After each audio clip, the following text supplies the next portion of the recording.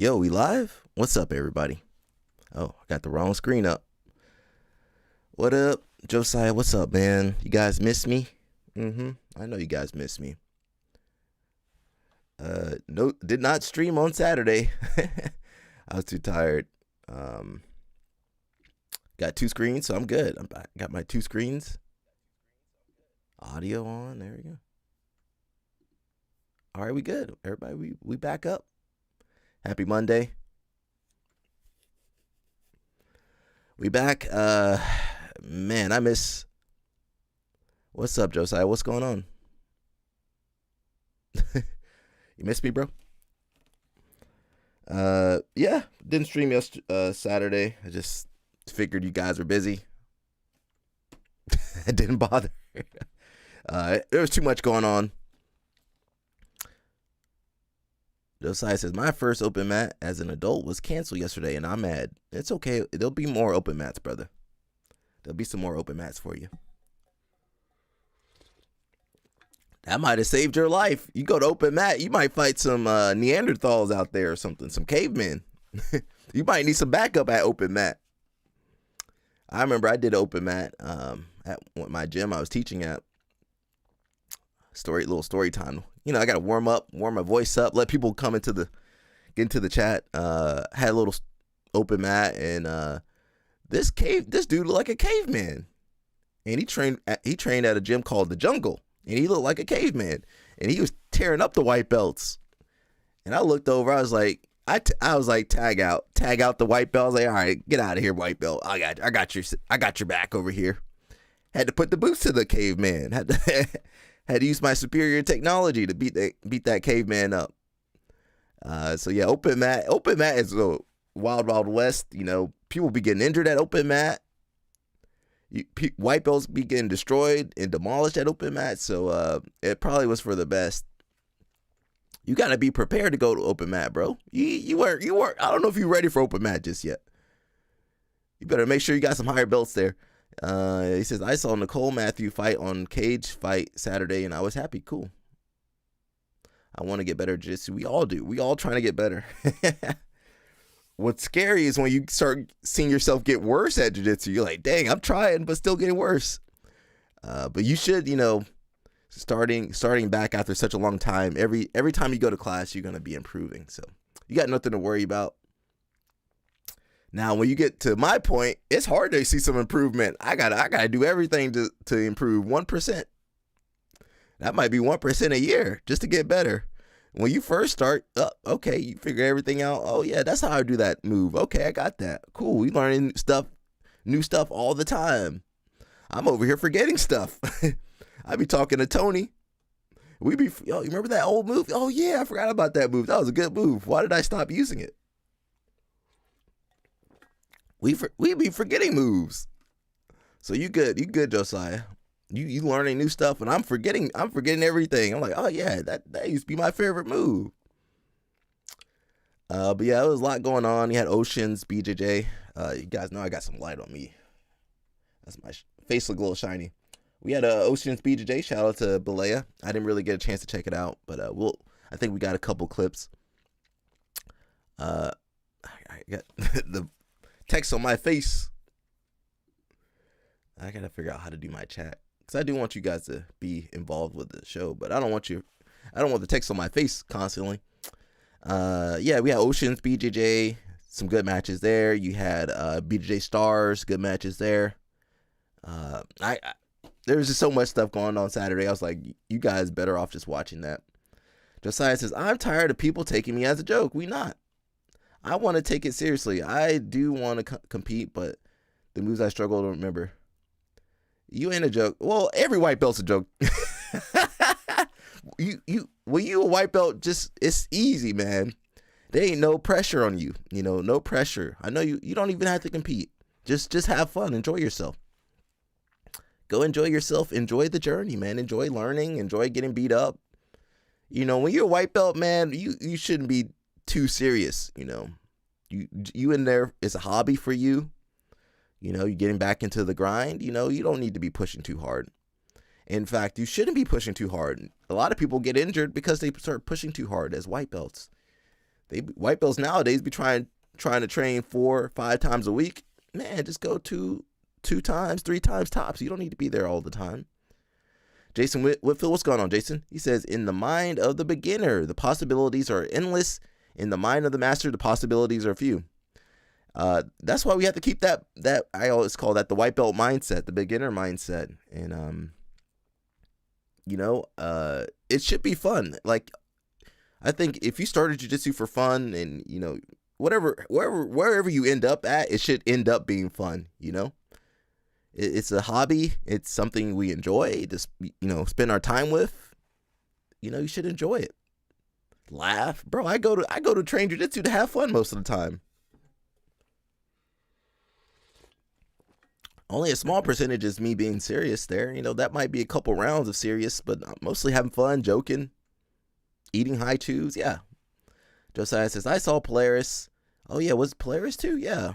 Was Polaris last week or this week? Or the week before? I don't remember. I saw Polaris. I saw BJJ Stars, and I was happy as well. I was shocked Gabriel Souza tapped out. Listen, when your ligaments are getting pulled, you better tap out. Josiah says, since 2004, I haven't trained and I'm back and I can't mess this up. No, don't put that pressure on you. Yeah, don't put that pressure on yourself, brother. Just enjoy it, man. Enjoy it. You should have fun and, make sure you're making friends at the gym too, Josiah. That's the big part of it. All right, we got some Gordon. We got some Moneyberg. Not too much Moneyberg. I can't do too much Moneyberg on the channel. I'm pretty happy. I got my double screens. You guys got the black backdrop again. As always, if you guys have any tips for how to grow the live stream, go ahead and send it my way. We try to make our little small improvements.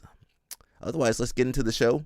And remember, this is Mat Side Monday, Magic Monday. Go train. I'm going to be training. I'll see you guys on the mat. So let's get into a couple stories. We got some stories on here, man. Patrick T, what up? He says, open mat is pretty mellow for us. End of the week, folks are nicked up. It can be choose your adventure. Choose your own adventure. Drill, roll, practice for testing moves, and break a sweat. That is a nice open mat. That's an effective open mat. Now, you go to some of these other open mats, you trying to survive. You got to fight off the dude from Checkmat trying to tear your leg off.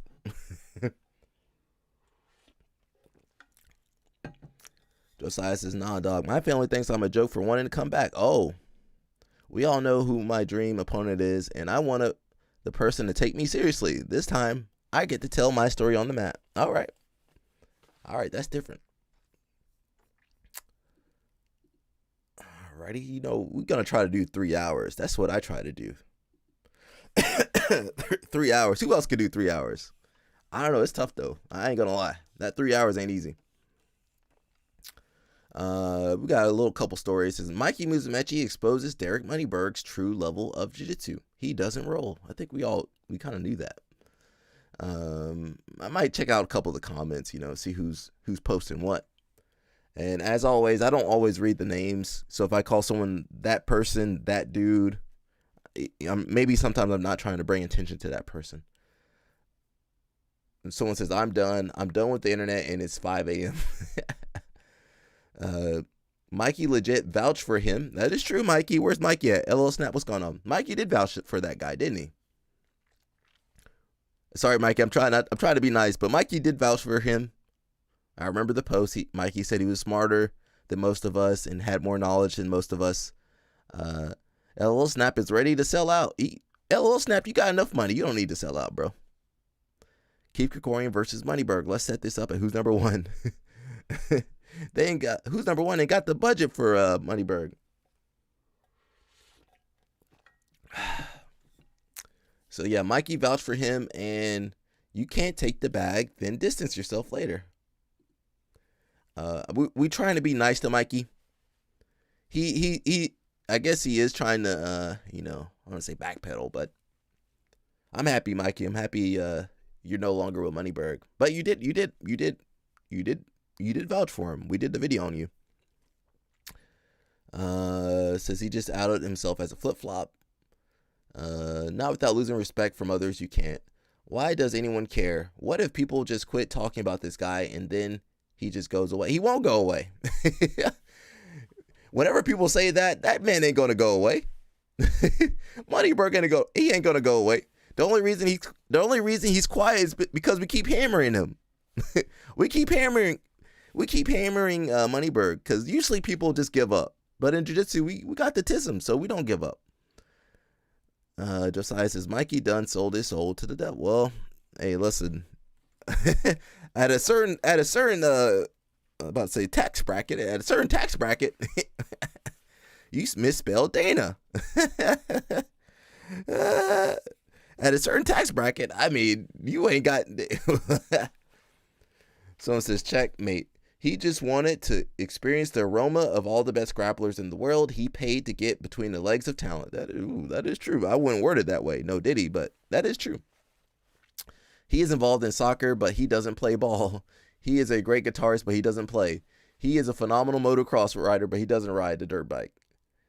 Anyone involved should be ashamed. Turned BJJ into karate. The Gracies did that already. So he doesn't roll at all, but he trains more than most grapplers in the world. Oh, okay, got it. The fact that he doesn't train outside of privates and doesn't roll is enough to end the convo. Give him whatever belt he wants. It's all fantasy. No way. We could never have figured that out. We didn't need a Mikey or article for this news to be known. Gordon also said that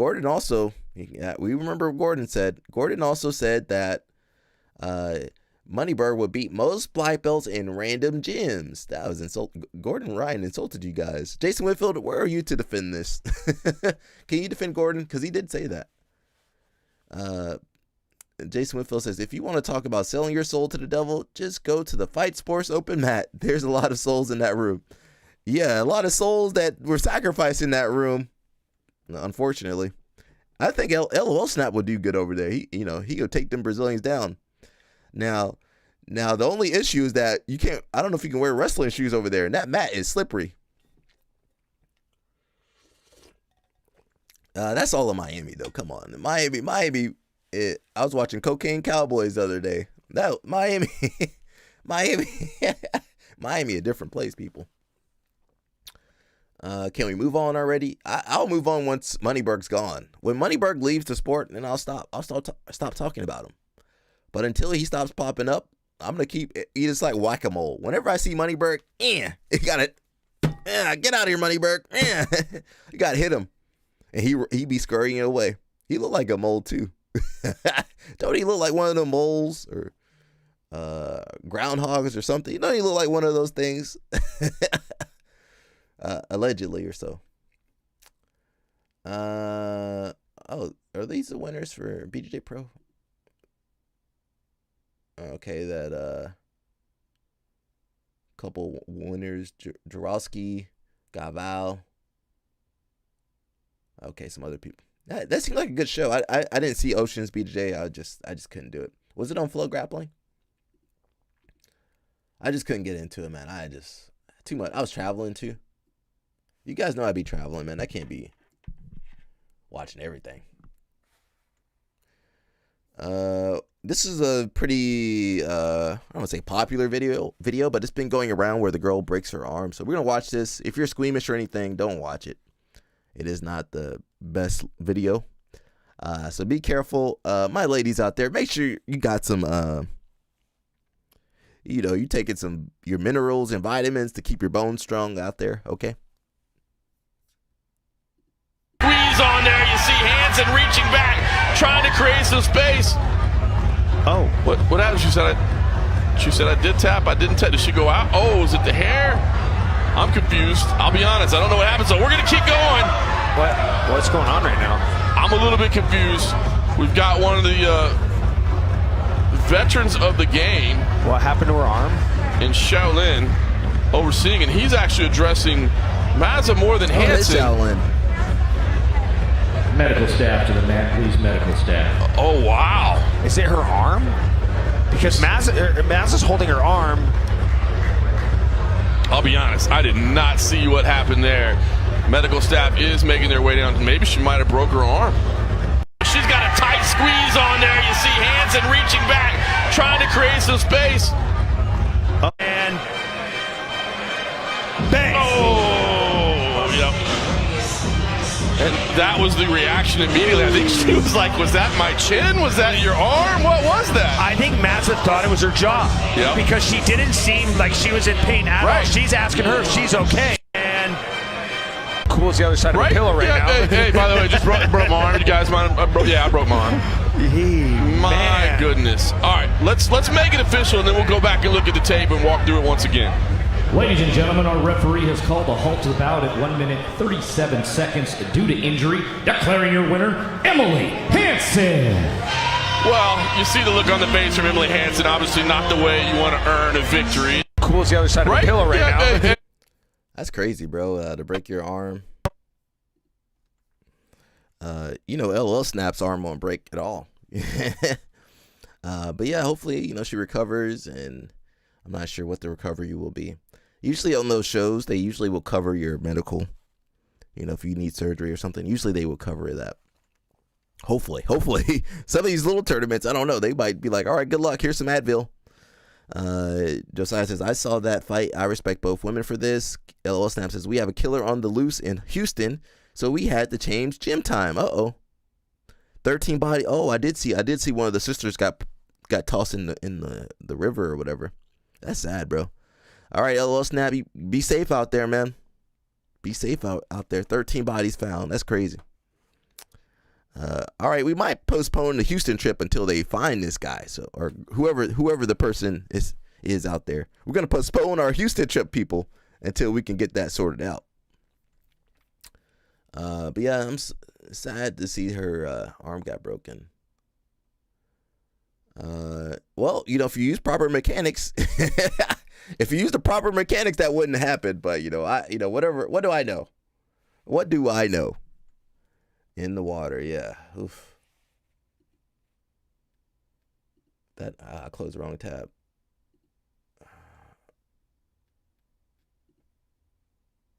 Oh, did I? Okay, no, I did right tab. I got too many goddamn tabs, bro.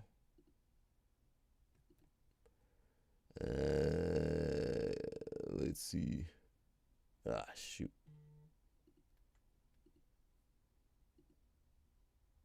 I don't know. We saw that one. Close tab. Oh, we saw that too.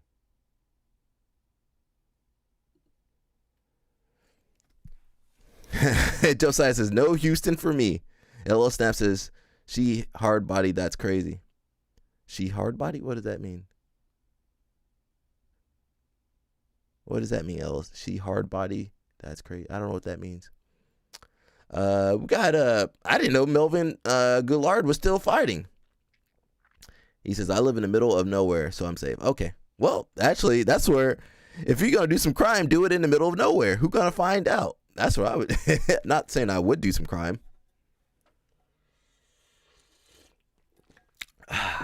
Says UFC vet Melvin Goulart retires from MMA. He was very like athletic. I wish he had done better in his fighting career, but it says he finally retires, which I didn't know he was still fighting. Says Melvin Goulart retires after snapping his 11-fight losing skid. Wow. He should have. I would probably around 5 or 6. I might need to hang this up. So he got a 24-second TKO win at Raging FC 3. Okay, he went out. He's like, he said I'm gonna retire when I get that win. The UFC owe him some money. The UFC a terrible company when they owe everybody money. How your company owe everybody money? What kind of company? What kind of organization owes everybody money? They ain't pay nobody. Who did the UFC pay? They ain't pay nobody what they were supposed to pay them. Goulart fought the likes of Nate Diaz, Israel Adesanya. He fought Israel Adesanya. When was that? Justin Gaethje, Donald Cerrone, Jeremy Stevens, Jim Miller, Gleason Tibau. That guy's good too. Joe Lauzon, Evan Dunham, Ross Pierman, Muslim Sakalov, Takanori Gomi, Chidi Nujikani, Derek Campos, Brandon Gertz, and more. Goulart was a contestant on the season 2 of The Ultimate Fighter. That was over 20 20 years. Yeah, that definitely about almost 20. Was 2006? That might have been 20 years ago almost.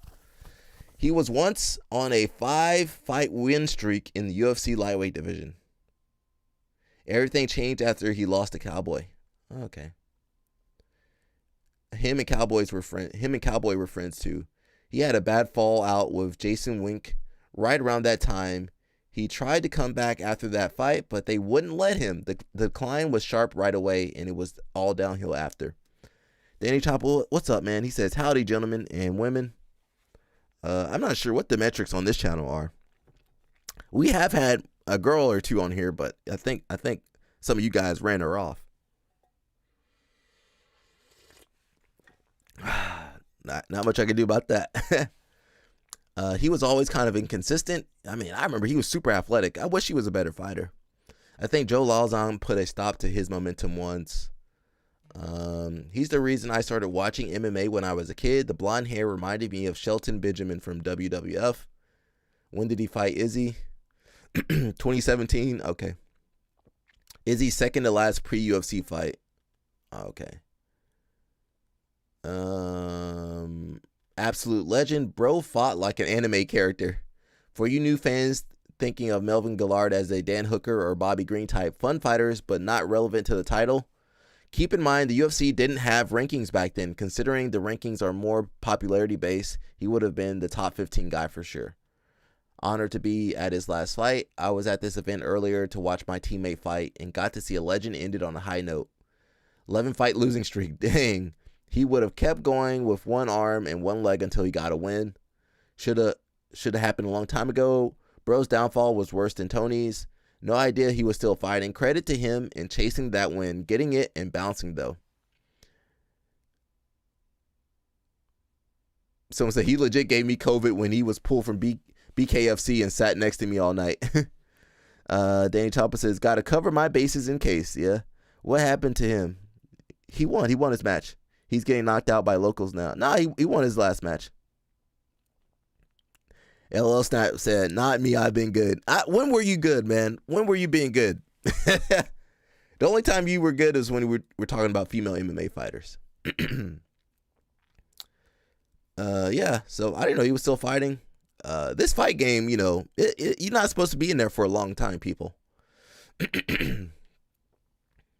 Says, from the main event Fight Club to the UFC, what a journey. People from our area missed him on the UFC house due to dealing with the aftermath of Katrina. What a way to start a new chapter. All right, so yeah, I'm hoping he has a good retirement. You know, I mean, you know, UFC still owes him money. UFC probably owe him a couple millies.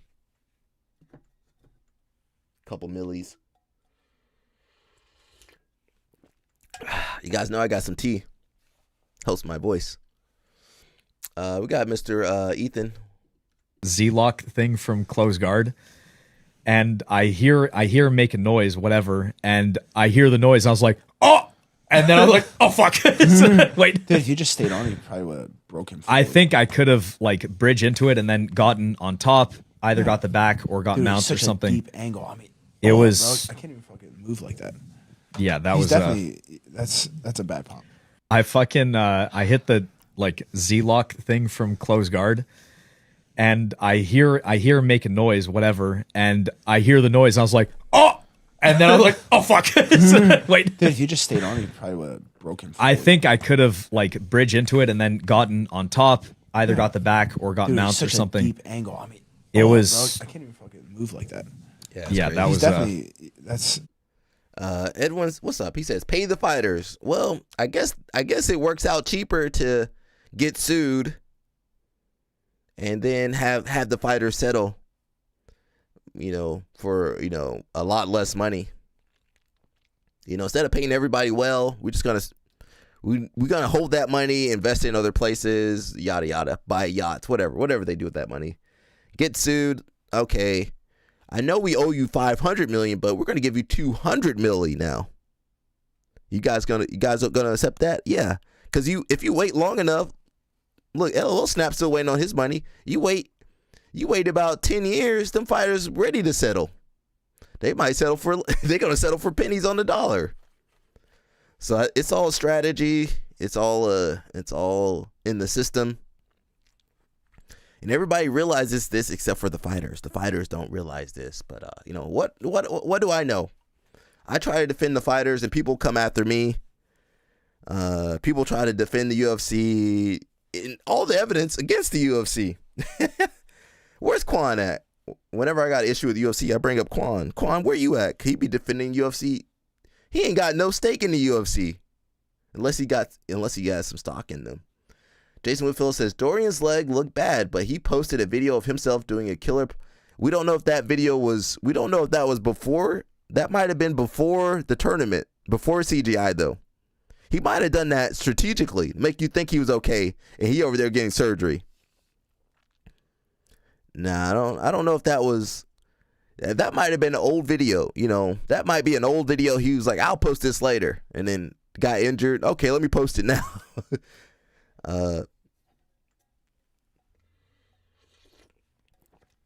Jason Whitfield, I don't know if anybody jumping on that knee after something like that happened to you. That's what, at least a MCL sprain or something. Yeah, that sprain, you ain't jumping on nothing the next day. Unless you want to make it worse. So I think that video was older. Unless I'm wrong. Maybe I could be wrong. Jason Whitfield will point it out to me. My man, Ben Henderson. What the heck, Ben Henderson? What the heck were you doing over there? You ain't good enough to be acting like that. Can't play that music. So you guys know he's sitting in a Darce trying to look all crazy. Yeah, well, it was already messed up by then. My man went out.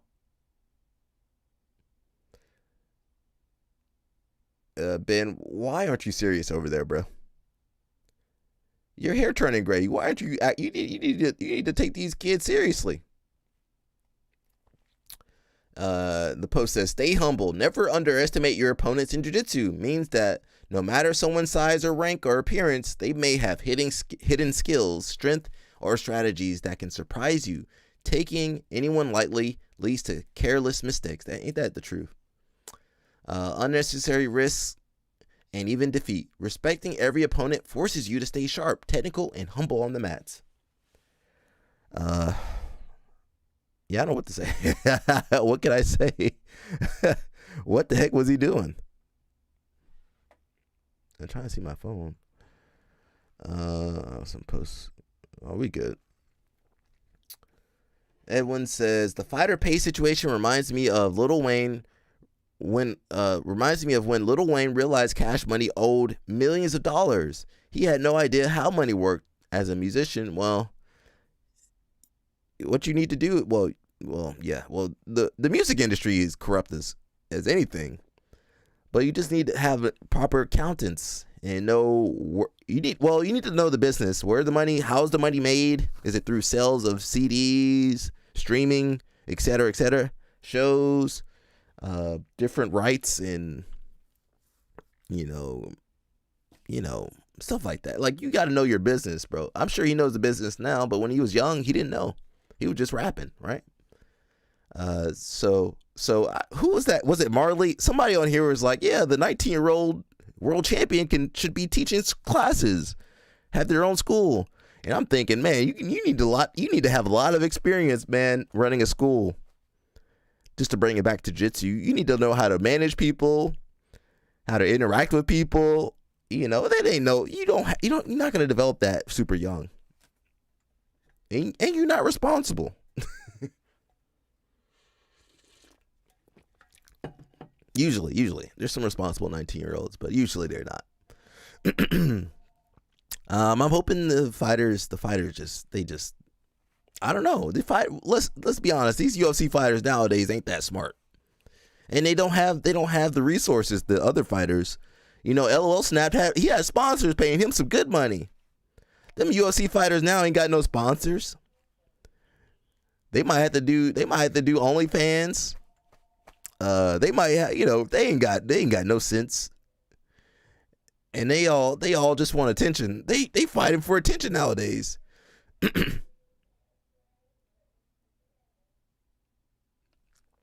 Somebody left a message on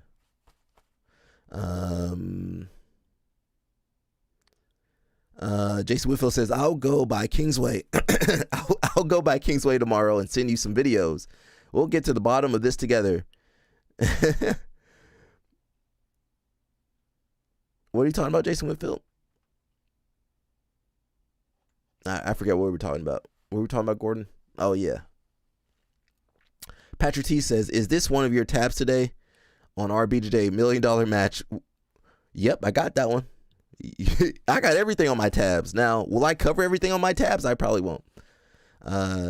Why is he not being serious? A little bit of showmanship.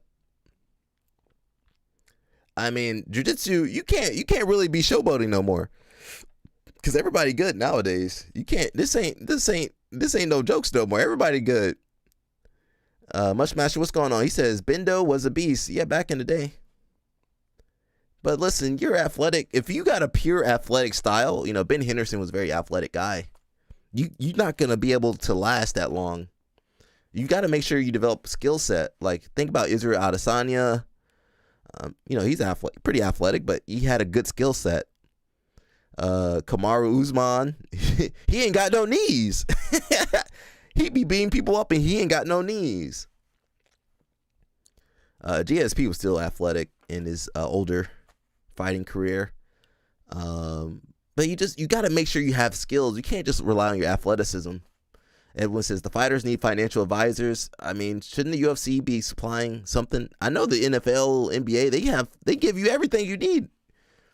Lawyers, accountants, financial advisors. They're going to give you some access. UFC wants you to be. They don't give you no help in the UFC. And them fighters be happy when they get a free hotel room and they can go to the Performance Institute that they paid for. Yeah, they got all that Performance Institute. Where the financial advisors at? Do they have an office over there? Well, the advisor would be telling you getting screwed. You need to get more money. They would fire them advisors real fast. Yeah, they spend all that money on the Performance Institute. They ain't got no financial advisors, no lawyers for the fighters. What the lawyers gonna do? They ain't gonna help them look at their contract. And you know what's messed up is most of those agents, they buddies with the UFC. Most of those agents that the fighters have. Mushmaster says, what? Josiah says, I'm on a crusade to end OnlyFans. Let's pay BJJ athletes money. Well, they making a lot. Some of them people making a lot of money on OnlyFans. You'd be surprised.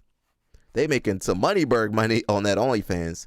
Mushmaster says, what did I miss? We were just watching Ben Henderson. A little bit about Moneyberg. The girl that broke her arm. I don't know if we'll watch that one again. Jason says, we were talking about Dorian's knee issue. I was going to go by. Oh, yeah. Okay. Go watch. Go check out his social media for me. I was going to go by Kingsway and get the video proof. Oh, that's true. I do believe that Dorian hurt himself, and then he posted an older video of him lifting and jumping. LL Snap says, one of my old teammates called me last night from a state penitentiary. Wow. They do give me financial advisors. People didn't use them. Okay. I don't know if they give the new people financial advisors, but I mean, you seem like you did good for yourself, man. He says, me and 6 other people that I know, only people that use them. Mushmaster says Armin would do well at ADCC. Yeah, man, these guys, I don't know why he was underestimating him. Why was he underestimating him? I ain't letting no Russian, wherever that guy's from, I ain't letting nobody grab my neck like that and chilling in there. So we're going to talk about a little bit about Moneyberg. Everybody coming after Moneyberg, but they weren't saying nothing earlier. Mushmaster says, Bendo just wanted a check. Well, that's true. You can get that check without passing out on TV. He says, Abel Torrillo, a tragic story to say the least. Oh, what? You have to inform us.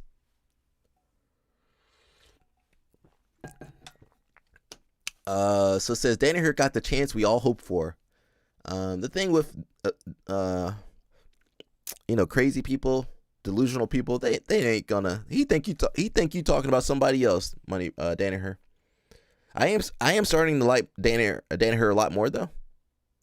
So we're gonna listen in on this. It's also, I was trying to find it on this Instagram, but I couldn't find it. We'll probably listen to it twice. So if you guys want to react to it, go ahead. To make it digestible, audience, I've kind of summarized the Dunning-Kruger effect that, most people are too dumb to know they're dumb. That they have a preposterous overestimation of their abilities or skills. I don't know if it's a question of them being dumb. They just we just tend to we have a native optimism about us. That's a good thing. I think in general optimism is a good general outlook to have. There's no harm in that, but it does have a downside where people can have very, very over-optimistic views of skill sets. And where this becomes particularly problematic is where there's no acid test which enables you to actually assess your skills relative to the people around you. Now, in jiu-jitsu, it's extremely obvious because at the end of every class, you've got to spar people. And that gives you a very clear sense of what is your actual skill level. You can talk all day about how good you are in jiu-jitsu, but at the end of the class, you've got to spar people. And if you're telling everyone you're awesome and everyone is submitting you, there's an obvious a gap between your thought and reality. There is a massive gap between your assessment of yourself and what is actually happening out there on the mat. We're going to play that one more time, but let me, I saw a couple comments. LOL Snap, man, that's sad, bro. Hey, listen, man, this is a cold what does Future say? It's the evil world we live in. Josiah says, am I high? John Danaher and Moneyberg in the same room. Moneyberg been in the same, of course. Moneyberg been in everybody's room except for my room. No Diddy over here. No Moneyberg. I'm gonna start saying no Moneyberg. He been in everybody been in his basement. I don't think Danaher's ever worn the shirt though. At least Danaher got enough sense to not wear that rash guard or shirt. But he definitely been in the basement. Actually, that's not the basement. That's Moneyberg. So Moneyberg travels with that ugly fucking that ugly thing, that poster thing. We're gonna listen to it one more time. It looks like Danaher's trying to do a soft, like, hey man, you need to roll. You think you're better than you actually are. But these people like Moneybird, they ain't got no sense. What's that? Their image, their view of themselves. I don't know what they see of themselves. Let's listen to it one more time. Digestible, audience. I've kind of summarized the Dunning-Kruger effect that, most people are too dumb to know they're dumb. That they have a preposterous overestimation of their abilities or skills. I don't know if it's a question of them being dumb. They just we just tend to we have a native optimism about us. That's a good thing. I think in general optimism is a good general outlook to have. There's no harm in that, but it does have a downside where people can have very, very over-optimistic views of skill sets. And where this becomes particularly problematic is where there's no acid test which enables you to actually assess your skills relative to the people around you. Now, in jiu-jitsu, it's extremely obvious because at the end of every class, you've got to spar people. And that gives you a very clear sense of what is your actual skill level. You can talk all day about how good you are in jiu-jitsu, but at the end of the class, you've got to spar people. And if you're telling everyone you're awesome and everyone is submitting you, there's an obvious a gap between your thought and reality. There is a massive gap between your assessment of yourself and what is actually happening out there on the mat. All right, so I mean, I'll stop talking about Moneyberg when he stops posting crazy stuff. Jerry Lou says, "What's up, man?" He says, Danaher's wedding outfit is the end game. What are you talking about? That was style, peak style. The leather jacket was a rash guard, with the rash guard and the pants, the baggy pants with the Louis Vuitton belt. That was fashion forward, bro. What are you talking about? Jason Whitfield says Moneyberg got real uncomfortable in his chair. Well, that's not really a chair, but yeah, I get what you mean. The pads put together. He was really uncomfortable in his chair when Danaher started talking about sparring. I mean, he started sweating. He started moving to the side. His tummy was hurting, probably. I felt uncomfortable for Moneyberg, so I can imagine how he felt. Well, he's scared. I don't hate Moneyberg. I don't hate anybody, really, but, I just want him to roll and take part of the sport like everybody else. He ain't special. Get in there and train like everybody else, man. Can I move my head over? Let's see. I want you guys to be able to see. You guys can't see regardless.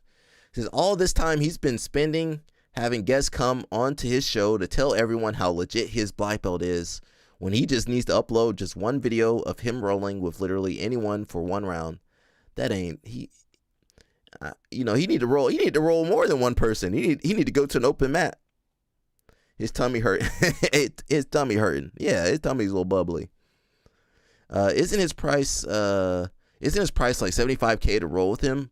We need to crowdfund that. IRC, he claimed he can't do a live roll because it would lose him $75K or something. Not that he would charge $75K for some sparring. Says it's extra weird when you think about how he's a millionaire, so losing out on $75K is just a drop in the bucket. Actually, I don't care how much money you got. $75K is $75K. I ain't trying to spend that. And would shut up his critics, actually demonstrating a black belt level of competency after all of this controversy should boost his brand. So there is no reason to not enter a competition as a black belt. He wouldn't do well. He would get demolished. His ego can't take it. I blame Jake Shields. Now, I don't blame Jake Shields for taking the money. I blame him for not making Moneyberg roll. I think Jake tried to get him to roll, but you gotta force Moneyberg to roll, but it's too late. Mushmaster says, I have a couple takeaways from this exchange. JJ's platform. Platform grifters, yeah. JJ platforms grifters and the worst people. That is true. We got some terrible people in this sport. Also, Moneyberg being a notable figure in jiu-jitsu shows that the athletes are desperate for a payday. And it's not just like any athletes. It's our top athletes, I guess that's in every sport. Your top athletes gonna do some stuff to make some more money than we always want them to. If that makes any sense. I want the athletes to make money, but yeah, maybe you're right. I do believe there is a lot of opportunities in jiu-jitsu. It's for sponsors, for different brands I did say sponsor, but I think there's a lot of opportunities in jiu-jitsu. Yeah, I don't see why the athletes aren't making more money. You could say it's not as it's not as exciting as some of the other sports, like tennis or basketball. But even wrestling is getting more money, NIL. And the people that love wrestling, they die hard wrestling fans. You go to Pennsylvania, you go to Nebraska, you go to Iowa, they some die hard. You go to New Jersey, there's some die hard wrestling fans in those states. I can't say we got die hard jiu-jitsu fans. That might be true though.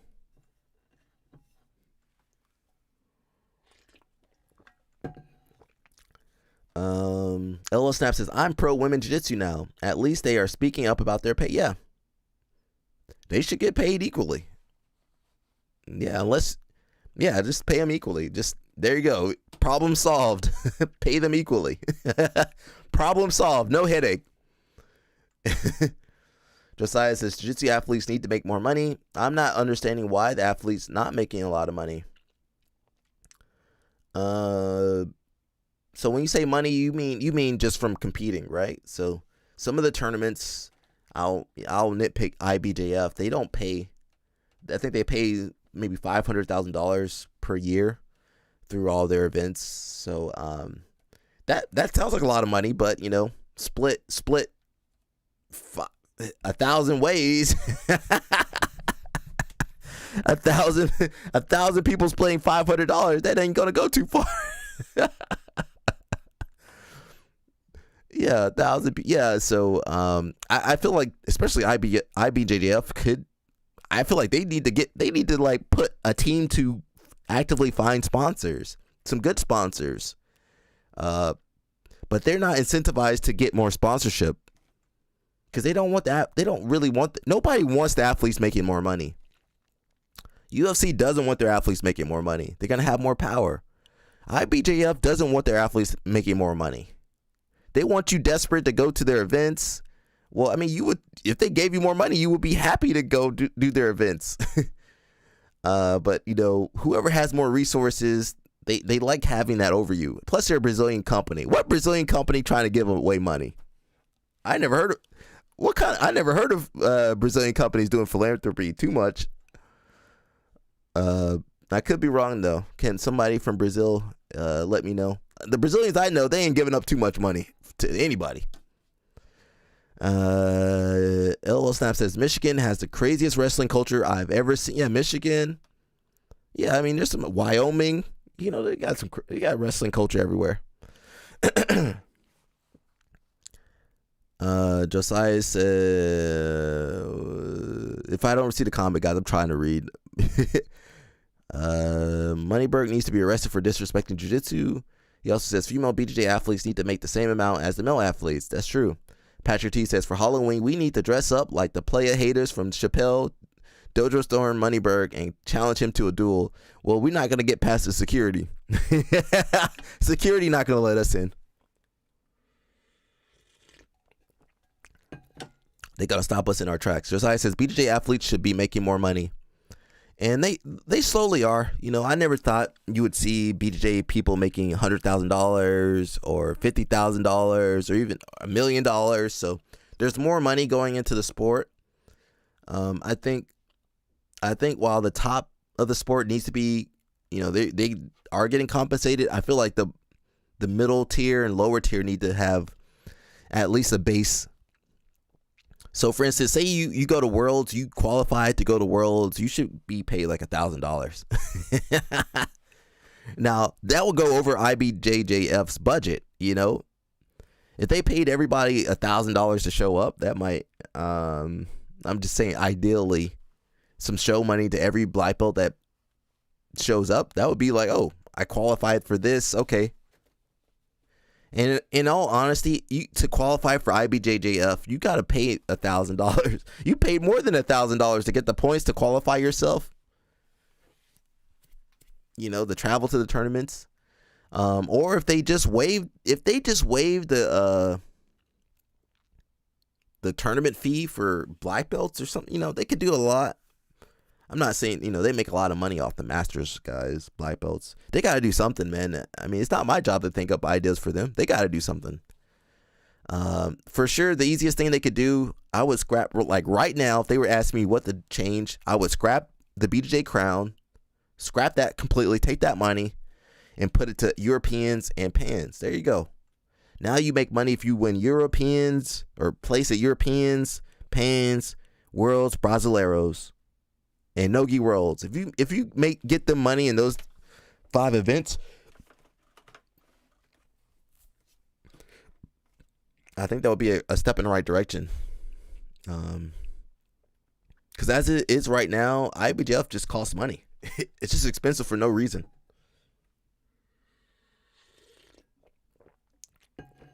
And we seeing most of the good talent. All the Brazilians are going to Nogi now.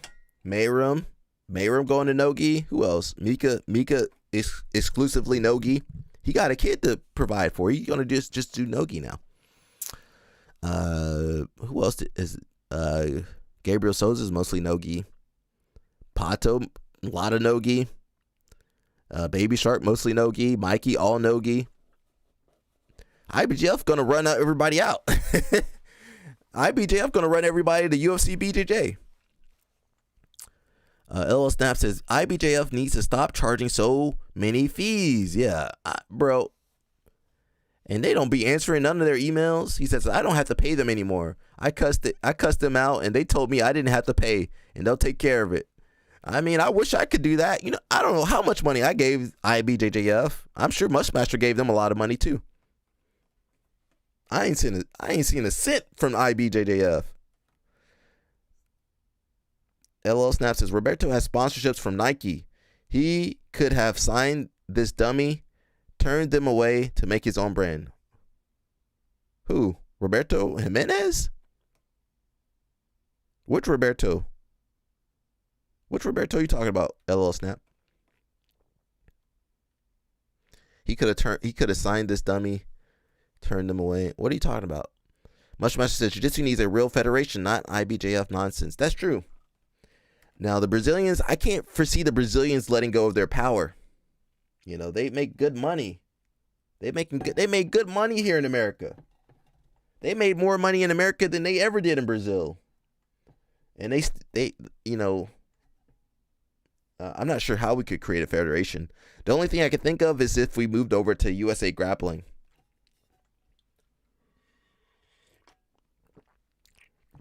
Which we've done a couple episodes on them. You know, if you join the real federation, there's a board, there's elections. You got to see where the money's going to. You think IBJF will let you see where their money's going to? You're going to see, oh, they've been paying us 5% of profit. They ain't been paying no money. What are the salaries? Roberto had a sponsorship by Nike. How did he get that? How do I get that? Mushmaster says IBJF didn't pay enough when I was fighting, so I focused on competitions that paid. That's true. And that's crazy coming from a world champion, you know.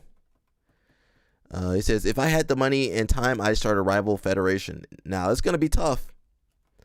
It will be tough. The only places, you know, I think USA Grappling's probably the best bet. They got to run more tournaments, though.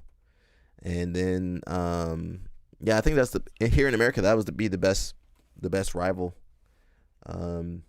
If they could partner, if they could somehow take over everything and have everything go through them. Well, IBJF wouldn't make any more money, right? Why would you register? You wouldn't register with IBJF anymore. Everything would have to go through USA Grappling. And then no more fees to IBJF, right? They can't charge you. If you paid for your USA Grappling membership, IBJF can't charge you any more money. Or that would be kind of the way I'm thinking. You know, you wouldn't go through IBJF registration anymore. You would go through USA Grappling for everything. And then you sign up for the different tournaments through USA Grappling. So that's the only thing I could think of right now.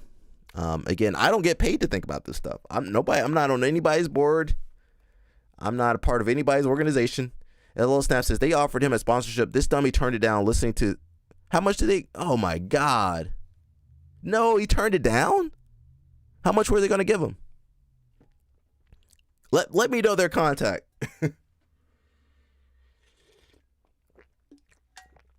I could take that Nike sponsorship. Mushmaster take that Nike sponsorship too. Who told him not to take that? Was it a Brazilian? Did a Brazilian? Man, don't sign that deal, man. You can get more money, man, if you wait. Yeah, I don't know what the deal was, but you know. Mushmaster says you need an international committee, not just US and Brazil. Yeah, but I'm saying here in America you would have USA Grappling. Brazil would have Brazilian Grappling, whatever that federation is. Everybody would have their grappling federation, and that way it would cover gi and no gi. You know, like USA Wrestling covers everything, right? USA Wrestling covers just about everything outside of I believe Scholastic. I don't know if you have to be registered for. I guess if you're wrestling in high school or whatever, you don't need to be a part of USA Wrestling. I'm not sure. There's also insurance when you sign up for USA Wrestling. I'm sure USA Judo too. There's like some insurance for different events, insurance for the clubs, and stuff like that. Safe sport training. Yeah, you're right. We do need an international committee, but we got to clean up. We got to clean up America first. Or are you saying start with the international committee? I don't know if our sport's big enough, to be honest. It's completely dominated by Brazilians. You know, you can see that looking at the World Championship, at least in the gi. That's a lot of work. I'm not sure how you would form the committee, who would fund it, who's getting elected.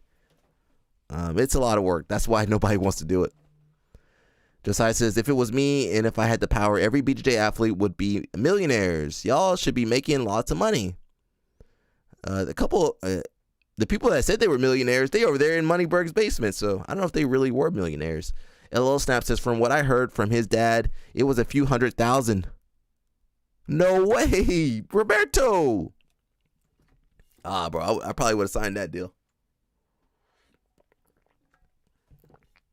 God dang, bro. Yeah, he should have signed that deal.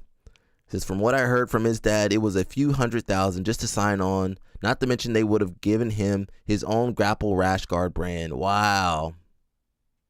That's insane. Mushmatcher says, start with the international committee. Who would be on the committee? There's only about 5. Brazil, America, Japan. I guess the committee could be pretty big, right? Okay, maybe we could possibly do that. But how would they be able to enforce anything? Like say you have IBJF, what incentivizes them to join the committee or the federation or whatever? How would you get them to give up all their power and all their money that they're making?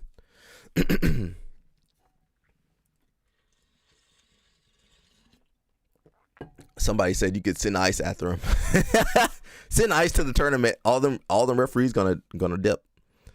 LL Snap says, no, we don't have Brazilians in the gym anymore. We kicked them out. The Cubans kicked the Brazilians out. Yeah, the Cubans. This is Cuba. Cuba.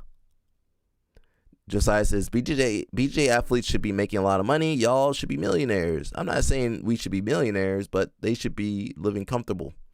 Roberto was tripping if that's true. There's not much I really want to read about Moneyberg. I don't really care about Moneyberg. Actually, I do want to watch a match or two. Let's see. Oh, whoa. Commercial? We don't watch commercials on this channel. Why am I paying all this money for YouTube Premium? To watch a commercial?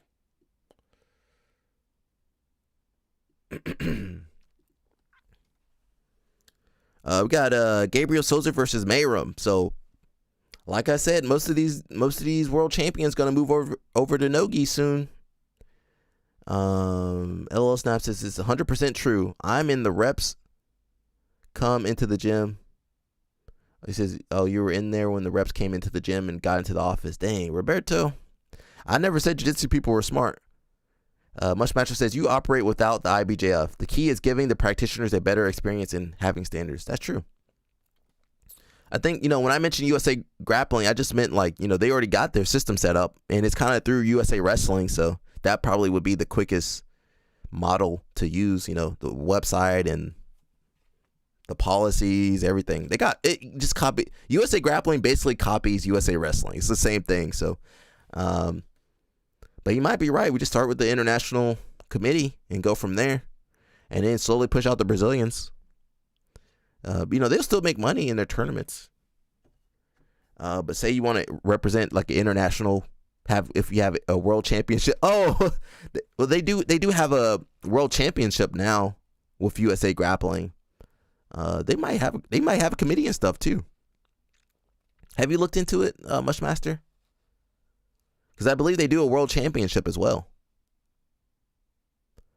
I think they might already have the groundwork there. The groundwork's already done. They don't have the resources to do their own tournaments.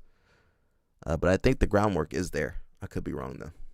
So let's check out this Gabriel Souza versus Mayram. It's only 4-5 minutes, so we good. Muito bem, vamos para a primeira semifinal do GP no guia até 70 quilos. I love when it's in Portuguese, so you guys can. I have to check it out. I think they do different Yeah, they do some different rules. Com a lycra cor vinho tinto talvez. Gabriel Souza de branco.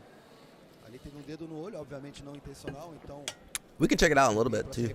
I think we've done a little bit of research on them, but we can check it out. Dois dos atletas que eram vistos como favoritos Dois dos favoritos para faturar. Mayron's good, man. Se enfrentando nessa primeira semifinal. Diga lá, Vitor. Muita expectativa para essa luta aí.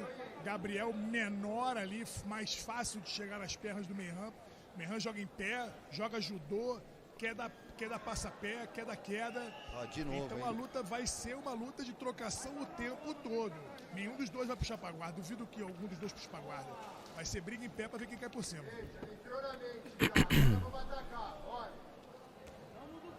Mayron's doing good, you know, attacking Gabriel Souza's head, snap down. Kind of dominating the match so far. Notice Gabriel's kind of pushing into him. That's not a good, never a good sign, people. Don't just be pushing into people. You know, the thing I always notice is jiu-jitsu people don't really have footwork. Mayron's kind of moving his feet a little bit, but look at Gabriel. He got mud on his feet. He moving like driftwood. Foot sweep, hey. Uchimata, hey. Who says jiu-jitsu people don't go for takedowns? We just don't practice them. LO Snap says people nowadays look so small. Look how puny these guys look. Well, we ain't all big, man. I think Mayron's like 5'11" or something, 5'10".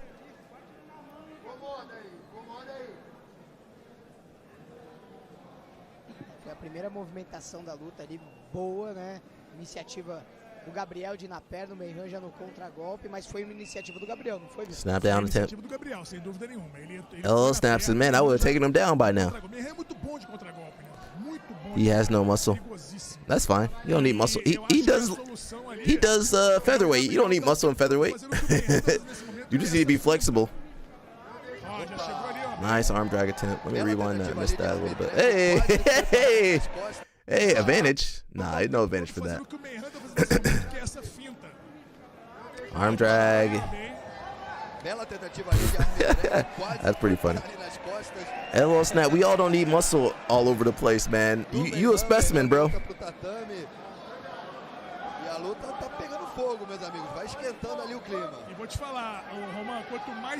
Upper body control.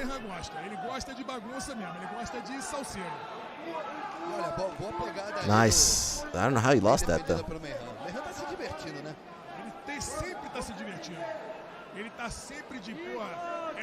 O garoto que nasceu pra fazer o que ele faz aí. Gosta muito disso aí. Se desafia, né? Tá lutando com um cara experientíssimo. LO Snap says, my daughter won her first tournament this weekend. I'm extremely proud of it. There you go. Look at you. Now you supported women's wrestling. Oh, is it jiu-jitsu or wrestling? All right, double unders on Gabriel this time. You got some cool throws from here. Yeah, I don't know about that move though. Some really good foot trips from there. He's on the front headlock. He gives it up. Jiu-jitsu. Hey, oh no.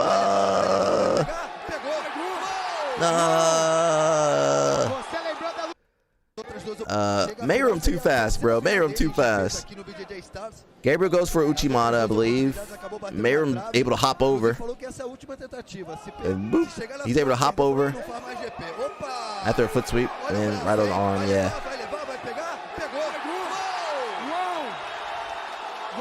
It happens, bro. It happens.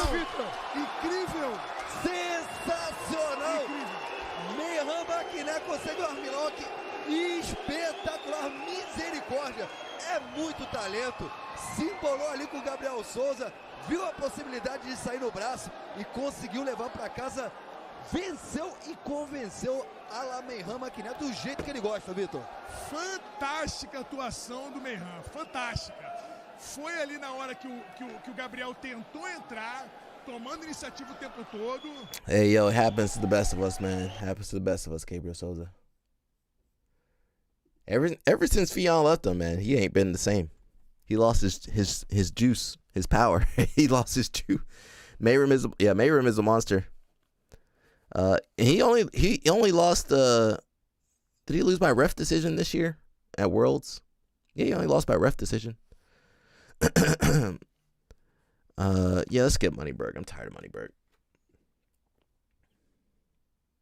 Actually, let me see a couple Instagram stories. Yeah, Mayron's a monster, man. I've been seeing this thing. She's a man eater. LL Snap. LL Snap. Whatever girl you like in jiu-jitsu, he probably already had her. LL Snap done had everybody's girl. Everybody's favorite. He done had everybody's favorite. Every favorite fighter, favorite grappler. I've been seeing this mouth guard a lot. I think a couple people been promoting it. I don't know if it's worth it. Hello, what you wearing over there? Everybody's been wearing it, so, or at least promoting it. I don't even know if it works, to be honest. I don't know. You turn my volume down a little bit. There you go.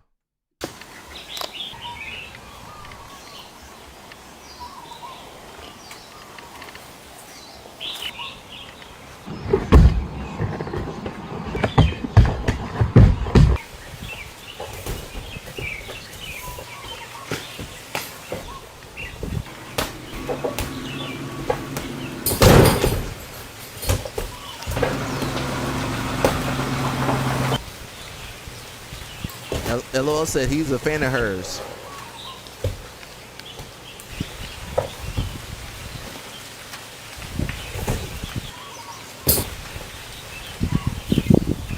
LOL Snap says the one that does the heart rate and stuff. I have one. I don't use it. I don't use a mouth guard really. You don't need it, bro. Who gonna hurt you?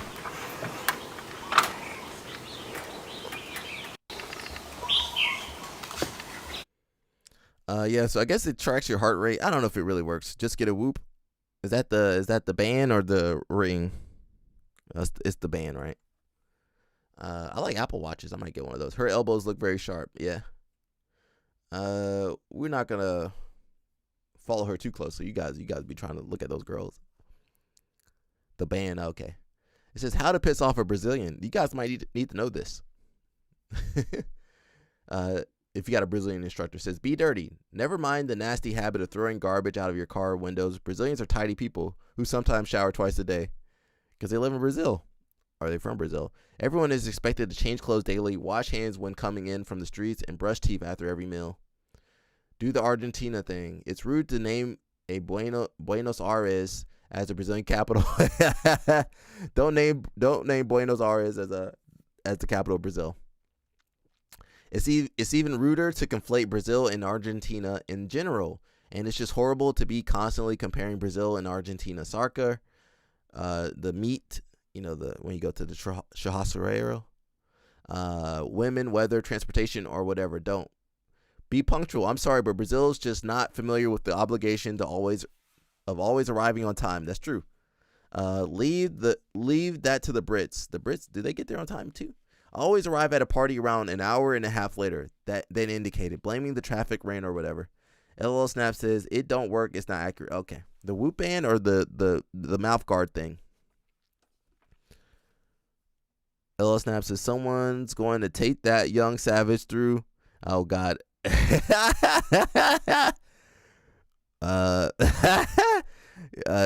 LL, please don't be posting that. He said, I thought you said you changed.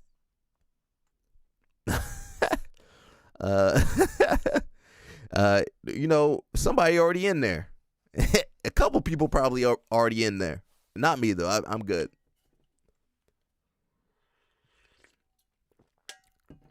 I'm good.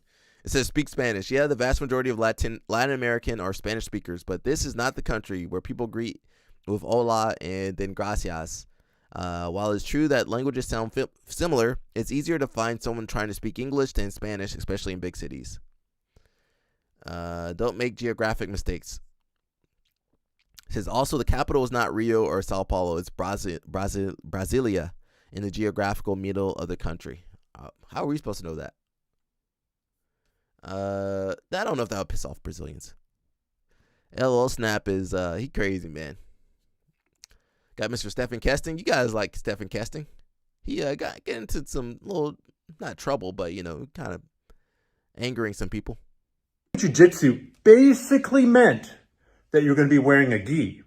I was arguing that if you're interested in self-defense and you train jiu-jitsu for self-defense, you should spend at least some of your time training no gi, because maybe you're going to be in a self-defense scenario where the clothes have ripped or they're not wearing many clothes and you're going to have to still defend yourself.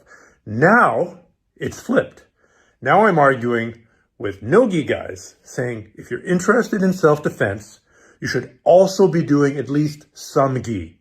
Because if you and I get in a fight right now, you're probably going to end up grabbing my shirt. And if you're wearing a raincoat, or you're wearing a hoodie, or wearing a windbreaker, or you're wearing a jean jacket, you're wearing a vest, you're wearing a three-piece suit, I'm going to try and use that three-piece suit against you. So if you're doing sport, do whatever you want. Specialize, life is good.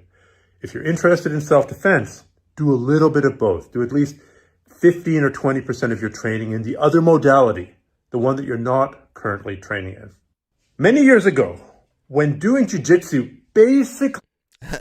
LL Snap said he support. How are you supporting the ladies out there? Monetarily? What you doing? How you supporting the ladies now, man? Stephen Kessing did piss off a couple people.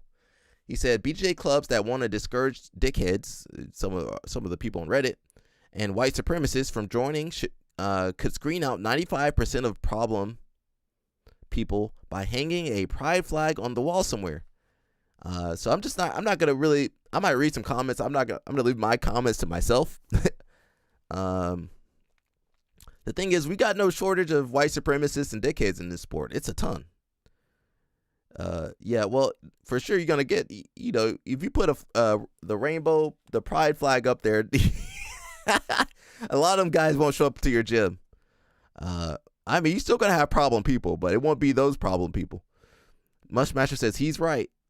And, we support everybody on this channel. Live your life. Just make sure you don't hurt nobody. It says, anyone doing this? And Stephen Kesting says, keep politics out of jiu-jitsu. It's so weird how people saying this have almost never rebuked, they never rebuked right-wing or fascist BJJ figures for their political posts. That's true. They be hanging out with them guys. LL Snap said, he from LL Snap. You remember when you went to Atlanta? That's what that pride flag is.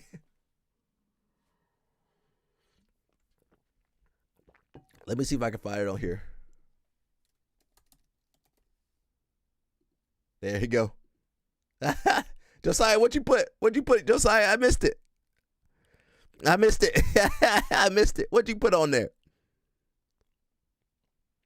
Listen, I shouldn't know anybody's sexual orientation.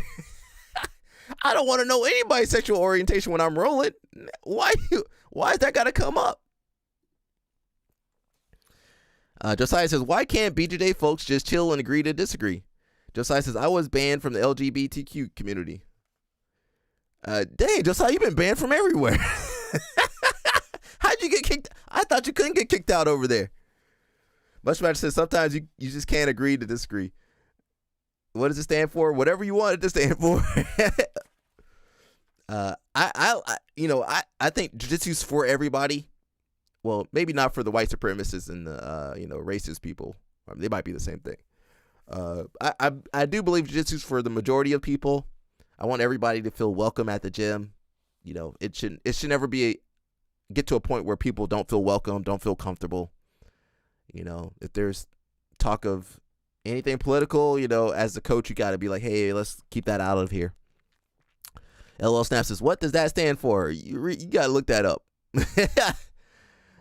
Jerry Lou says, Gordon made fun of this guy. Gordon makes fun of everybody. Josiah says, I was banned from the community for calling out the racism. Hey, listen, yeah. I know a lot of people who LGBTQ community and they bad. There's bad people everywhere. There is bad people everywhere. LOL Snap. That's why you can't have your own YouTube channel. They had negative experiences in the BJJ community. Yeah, for sure. Yeah. And it got really bad during COVID. Woo, bro. It got terrible during COVID. I made a video about that too on my other channel.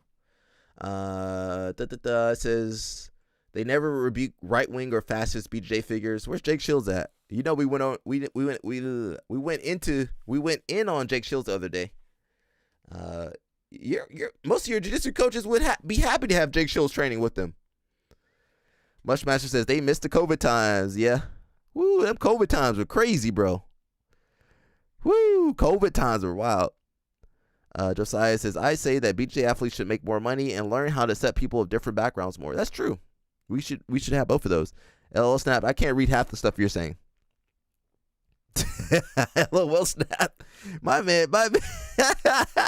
That's why people LOL snap, man. You crazy, man.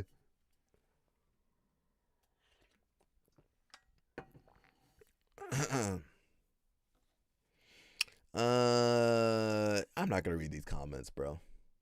Jiu-jitsu should be for everybody, unless you're, white supremacist or something like that. You over there. You got some paraphernalia you shouldn't be having. You supporting some stuff that shouldn't be supporting. The only issue is like sometimes there ain't no other gyms. If say you're in a small town, that's the only gym. You might have to just bear through it. But it is terrible, some of these gyms.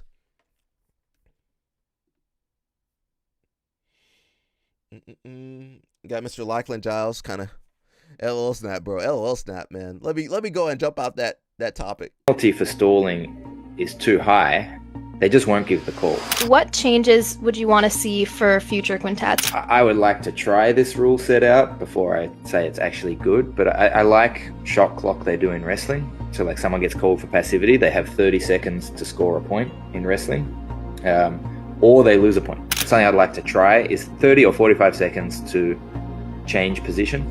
So if you're in guard, like you got to stand back up, or you can turtle, or you can do whatever. Like you've just got to like change the position, or you could score point. You could wrestle up. You could actually do something offensive. But if you haven't done something offensive, you got to do something like that puts you out of position a bit. Try and stand back up. Maybe let them pass. Whatever. That's something I would like to see how that plays out. I think that would make it exciting. If the penalty for stalling is too, that would be cool. Mushmaster says, does anyone know how I can sell a dojo worth of floor and wall mats? Oof. Facebook Marketplace. Do you have all that stuff? Yeah, Facebook Marketplace, or I guess your best bet would be to find someone that's trying to open up a school. That would be probably the best bet. I'm not sure, how it is over there where you are, but like where I am, there's a ton of people that trying to open up schools. Brand new, yeah. Okay, Facebook Marketplace, I think. Or just tap into your grapevine, see who's trying to open up a school, and if they need the mats and stuff, I think that's probably your best bet. If anybody else knows, or just post on social media. Sometimes that's the best. Do a story or something. Hey, I got some mats.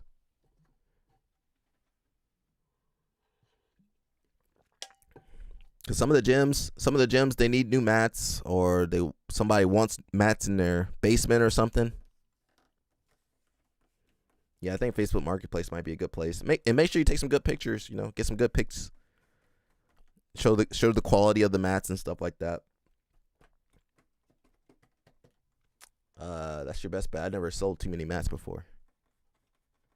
But if you go on Facebook Marketplace, people will be selling mats all the time, and fitness equipment. Mushmaster, man, just start your own school, man. Start Mushmaster Dojo. I know you're getting ready for the Olympics, though. Flow Grappling got their little post they do once a week about what's going on in the sport. In the world of Brazilian Jiu-Jitsu, there's a fun weekend full of professional Jiu-Jitsu, so let's get into it. Number one story to me has got to be Sarah Galvão at Ocean BJJ Pro. With only a few hours to go before the event, Sarah ended up entering the minus 65 category. She won that. Ocean BJJ in Italy crowned 4 champions, and that was awesome. All those matches are available right now on the site. We talked about it in the article. You can check it out. Also over the weekend, BJJ Star 17 went down. They had a 70-kilo Grand Prix that was awesome. Juan Alvarenga beat Meha Machine in the finals. It was a very close decision. After the match, Juan dedicated the performance to his sister who passed away very recently. It was very touching. It was an awesome tournament. You can check out our recap article and all the matches on Flow Grappling. One more major piece of tournament news. WNO 30, we're having an open weight Grand Prix. We have our first 4 competitors for that is Declan Moody, Achilles Hocha, Dante Leon, Michael Sainz. That is an awesome first 4. We have a bunch of exciting guys waiting for you guys, but stay tuned on who those are going to be. WNO 30 going down in Pittsburgh, October 24th. We have all that, plus a bunch of other fun news and notes. We also have a bunch of videos that people can watch from the last week, so go ahead and take a look. It's in our link in our bio. What's up, everybody? It is September 22nd. My name is Joe Gilpin. It is Monday morning. All right, a lot of stuff going on. You guys know it's too much stuff to go on, really. Let's hit up Reddit real fast. It says Ronda Rousey has shared a before and after video of her boxing progress after not hitting mitts in over 8 years. So, I mean, honestly, Ronda doesn't really need to fight, but it'll be kind of cool to see her fight again. I think that Kayla Harrison match, where's USA Judo at?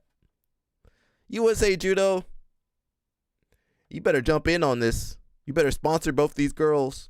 If you got Kayla Harrison versus Ronda Rousey, where's USA Judo at? USA Judo, you better snake your way in there.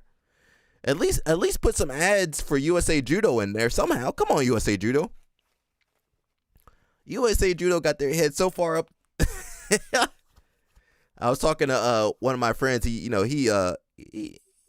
high up in the judo world. He said, "Man, you love talking about the USA Judo." And I was like, "Man, nobody else. You guys can't talk about it. I can talk. They can't hurt me. How USA Judo gonna hurt me? They can't. What are they gonna do? They can't. They can't do nothing to me. Now, if you in the judo world, they can do stuff to you. They can take you out of the Olympics, take away your coaching credentials, keep your athletes. Give your athletes a hard time, but they can't do nothing to me." And I would jump on that 3. Okay. Like forward. Okay. 2. Yeah, you know what I mean? Yeah. I can't play that music. That music, bro. That music get me. All right, she looking rough though. Woo! God, how you forget your boxing? I mean, she never had boxing, to be honest. That was the issue. Ronda. I like Ronda. There's grandma and the baby. Who's the daddy? Oh, there we go. There we go. Hey. Hey. That being said, I still don't want to see her throw punches. I want to see her do her judo. Muhammad Ali, all my BJJ people, you guys can't knock nobody. You might knock a tomato can out, but listen, you ain't a knockout artist. You ain't a striker. Go do your art form that you've been perfecting for decades. How you gonna be out there fighting? You didn't do no jiu-jitsu. So let that be a lesson to everybody. She looked a lot better. It says someone post a shadow boxing gif. I know you got it locked and loaded. Is that the one? Why they put Ronda like that? Why they do Ronda like that? Why they put Ronda out there like that? Ronda. Why they do Ronda like that? Why they do Ronda? Why they put Ronda out there like that?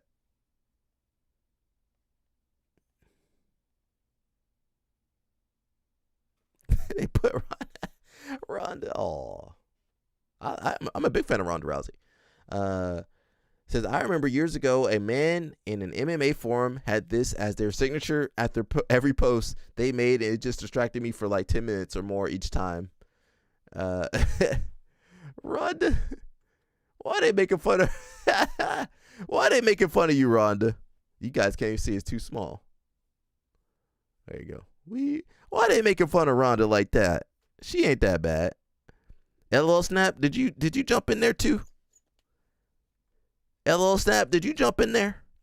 LL Snap says she can't beat Kayla Harrison. Maybe she can. It's been too long. She has been out of the game. That is true. She has been out of the game. But listen. This is a money fight. This is a money fight. They might both get. UFC don't really want to pay money, but they could at least get $10 million each, right? $20 million. UFC don't want to pay nobody. How the UFC ain't paying nobody? They paid TKO paid Canelo at least $100 million. How much they pay Canelo? $100 million, $150 million. And them fighters ain't never gonna make that. 1,000 fighters not gonna make $100 million. What's the math on that? Let's see, 100 million divided by 100, 1,000. 1,000 fighters ain't gonna make $100 million in the UFC. Can you guys see that? They not. That's $100,000. Them fighters be dying to make 200 million. 1,000 people sharing 200 million. That's $200,000. Man, the UFC's a joke.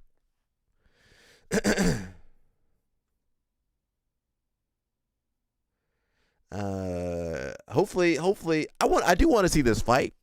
Now, Kayla, don't hurt Ronda too badly, but I want to see this fight because this is the only way Kayla gonna get a big payday. She's got to fight Amanda Nunes, and then she's got to fight Ronda to get that big payday. Otherwise, who can fight her? Who's out there to fight her? LL Snap says Travis Brown is the baby daddy. All right, was he a coach or was he a fighter? I don't even remember. She was so good she made Rogan cry. Rogan said she could beat Mayweather. Man, get out of here, Rogan. Jesus Christ. Woo. One last video, everybody. One last video. I'm trying to get it bigger. Oh, man. That's peak performance right there. Peak performance.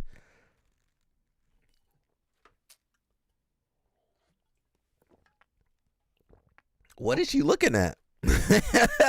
What is she looking at?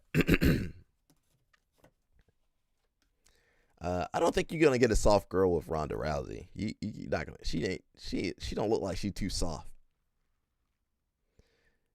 LOL Snap, did you get up in there? Who did you get? Some of the judo girls? Let me know the judo girls you got. Head movement, Ronda. What? She got her head up right here to the shoulder. What is she doing? What's she doing over there? God, dog. I do hope they do the fight. You know, I do want to see Ronda versus Kayla. I think that would be the biggest judo event that's not sponsored or supported by USA Judo in history. But I want to see those two go at it. It'll be cool. It'll be a great payday. Now somebody for sure, Ronda ain't gonna win that match. But I think it would be kind of cool.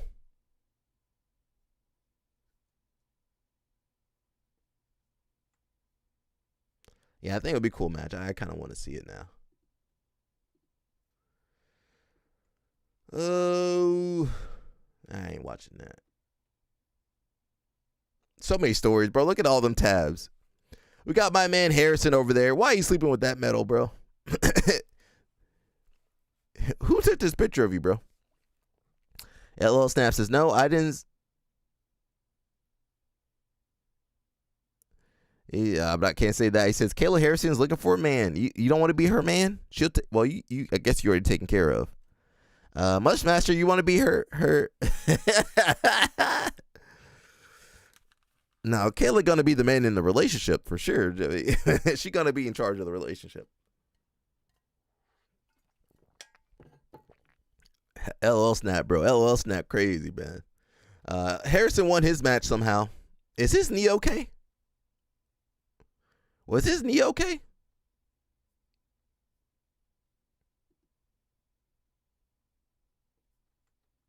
Is that his girlfriend or his sister? That gotta be his girlfriend.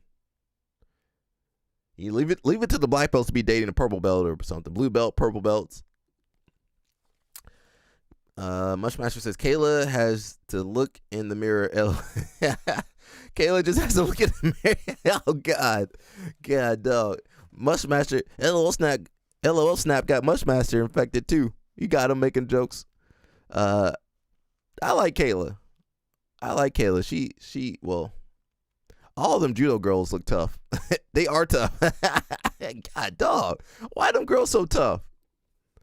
Judo makes them girls tough. LL Snap says, you put some medicine on her face, she'll look like a bit medicine. Medicine? What the heck you mean medicine? Like acne medicine? What kind of medicine? LL Snap say he likes strong looking girls though. Says you break into a jiu-jitsu fighter's house, yeah? Evil guy, bad guy.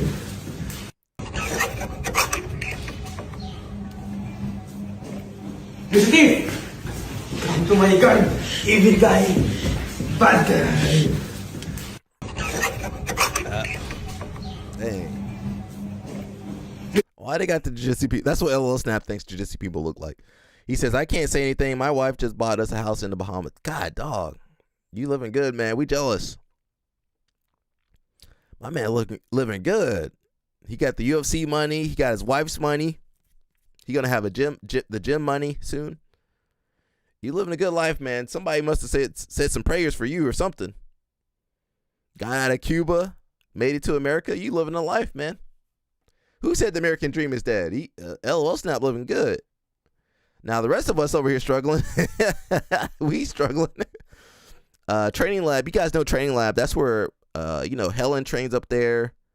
A few other people. Was that guy? He trains there too. That guy. The fighter guy. Yeah, the guy that tapped out Ben Henderson. David Taylor trained with Training Lab. RBY. They got some secrets over there. I don't know what the secrets are though. Can't play that song, but they got hyperbaric chamber. They got everything. Red light therapy. Supplementation. They got everything.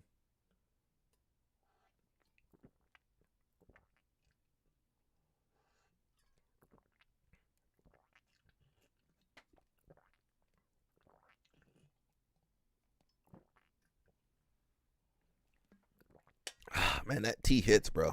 That tea gets me. LL Snap. We ain't all specimens like you though, bro. We ain't from the Cuban experiment. We just regular. Josiah says IBJF era might come to an end. BJ athletes gonna make some money. They are making a little bit of money. I mean, not that much. Josiah jealous. I'm jealous. Mushmaster jealous. We all jealous. He living good, man. But yeah, that's Training Labs. They got some of the best people up there. It says UFC 320. When is this coming out? October 4th. When is that? 2 weeks from now. You guys know I don't care about the UFC. I'll leave that to you guys to watch. When is October 4th though? Next weekend. Josiah says, "Can I be your brother-in-law? We need cash." You want to be the Cuban brother-in-law or the brother through his wife? I don't know if his wife got I already asked Josiah. You got Magomed versus Pereira. Okay, that might be okay. That's the world heavyweight light heavyweight. Okay, championship right there. Mayrab versus Corey Sandhagen. All right, Corey, let's do it, Corey. Jiri versus Khalil Roundtree. Okay. Josh Emmett versus Yusuf Abbas Magomedov versus Joe Pfeiffer. UFC just not really exciting. Just 2 matches. The 2 matches are good, but that's it. Quan, where you at, Quan? LL Snap says, people paying for regular. I told you my guy I train with goes and get money every tax season from women with 6 kids. He's smart. Well, we can't all do that, bro. we all ain't suave like that. You need special personality traits to get that kind of money. All I see is gold. We got the parents out there. Is that what's Jordan Burroughs' wife name? You got Jordan Burroughs' wife out there. I don't know how athletic she is, but got the parents working out with the kids. I love that, man. Cause them parents don't know what's up. They be telling their kids to do this and that, and they can't even move. Can't run, can't jog, can't flip. They be telling their kids to do all this stuff, and they can't do nothing. So, if you guys got schools out there, make sure them parents jump out on the mat too. Put them out there. Let them see how hard it is. No, did he? Lauren Burroughs. Yeah, Lauren Burroughs. All right, get the parents out there. Them parents parents ain't squatted. Some of them dad. Oh, who's that? You need a dad. You need a stepdaddy. LL How much money you got? LOL snap. We ain't about that life like that. But yeah, get them dads can't squat. They ain't got no athleticism. There we go. Come on, parents. Hey, why are these parents so out of shape? That's terrible, bro. Parents can't move. All right, that with the knee brace, he be wrestling. All right, moms, get in there, mom. Get that. Yeah, get it, mommy. Patrick T's, Alec backtracking. How are we backtracking? We are a family show. Look, that's a family. Now I'm just looking at some of the moms. Make sure they're doing make sure their form is good. Let me do one more loop around. I want to see who's out there. All right. Lauren Burrows, you out there? Get low, Lauren. Get low, Lauren. Get lower. Nah, come on. Why are you out there with jeans on? Lauren, I expect more from you. This is a family show. Remember that, people. LL Snap says, I was just straightforward with my wife, and she fell for me. Somehow you be joking, or you be serious, and people can't tell. He says, I told her I want to take you to the back and show you something. Well, she saw you. She knew she was gonna get something blown out. she saw LL Snap. She's like, all right, this about to be it. Says, who won between Jeff Glover and Barry Yoshida? Well, you know Josiah gonna spoil the match for you, but we're gonna have it on here soon. I don't know if they posted it. They don't post none of the matches on Fight to Win. If you guys been to Fight to Win, it's all kids. Have you guys been to Fight to Win? It's like all kids matches. I guess they gave up on adults in Fight to Win. My man, what's my man? Seth Daniels? Seth Daniels. Seth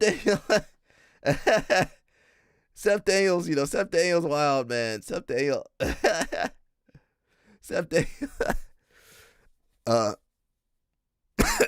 Mushmaster, I know you like Seth Daniels, don't you? Don't you, Mushmaster? I mean, I don't hate him. Now, LOL Snap says, Josiah, the key with women is... I can't say that. Oh. LOL Snap. Just be direct. I think you got to have the imagery with that. I think it depends on who's saying that, though. Most of us guys can't be that direct. He's cool, okay. Most of us can't be that direct, but LOL Snap can be. Just roll with Jason Rao. And what did I learn? Yeah, there's levels to this game, bro. Like, dude, I think he knew what I was gonna do before I did. If you don't know who Jason Rao is, just search him up. Just look him up. Like, he didn't even do anything to me as a thing. Like, he beat me up so nicely. I didn't know what the hell was going on. It was a rough time. It was a rough time, I'm not gonna lie to you. Yeah, but I learned how to ankle lock, and he fixed some of my passing stuff. So honestly, good day. So I just roll with Jason Rao. And what did I learn? There's levels to this. I keep telling these influencers, like, I understand, the influencer culture, but I mean, you got to be good at this jiu-jitsu stuff. Like, you should. I do want these guys to make content. I do like when these white belts and blue belts make content. That is true. I do like when they make content, but I don't want them to get it twisted and think they actually good at this stuff. They over there, they can't win no tournaments. They getting smashed left and right. So we do tend to forget about that with the influencers. You think, oh yeah, this guy's really good. I love his content. That guy ain't no. I'm not saying him, but I'm saying in general. Some of these influencers, you're like, man, you really shouldn't be out in this show. You shouldn't be in this tournament, really. But we might see more influencers in the big shows. You might see them at Who's Number One. You might see them at CJI. You might see them in places where athletes that are a million times better won't get the chance to really be out there. So that is kind of sad, but I understand the game. So, yeah, I mean, back in my day, you had to be good to be posting videos and stuff, but now you can do whatever you want. So I do support their grind. I just want to make sure they're training and, don't get a big head thinking I mean, what did this guy think he was going to do to Jason Rao? Why did you think you were gonna do well against Jason Rao? Because you an influencer? Like how? I could have told you that. You didn't have to roll with him. I could have told you weren't about to do nothing. But it's not just him. It's like all these influencers, you know. Because unfortunately, nobody really wants to watch somebody that sucks at jiu-jitsu. No, Mushmaster says no more influencers. I mean, I understand there's a market for that. You know, there's a market for the blue belts that are kind of navigating jiu-jitsu now. There's a market for white belts figuring out what's going on. There's a market for purple belts trying to get better. There's a market for brown belts. There's a market for everybody. But I do think you need some skill. You need a certain threshold of skill before you should really be talking. And, you know, when you see these influencers fight a real G, you like, of course they about to get destroyed. They ain't training. LO Snap says, Alec, come on. You are a black belt. You can go up to some girl and spit some game. Nah, I'll be up on social media. There'll be a Reddit post about me. That Reddit post, Alec hit on me and I turned him down. Just tell her what you like about her and they will smile. Trust me, I see it all the time. Man, I gotta turn my well, I'm more Dominican than Cuban, but I gotta turn my Latin powers on. Mushmaster says, screw white belts. They need to shut up. Shut up and train. LL Snap says, man, just go up to her and tell her what you gonna do to her. And then when they arrest me later, he said he was gonna do this and that, this and that and that. Maybe. You know, I'm low key, bro. I'm trying to stay out of trouble. Yeah, we did watch the arm break. I don't know if you saw this, Mushmaster, the girl that broke her wrist or her arm. Hands and reaching back, trying to create some space. Oh, what happened? She said it. And bang! Oh, yeah. And that was the reaction. Woo!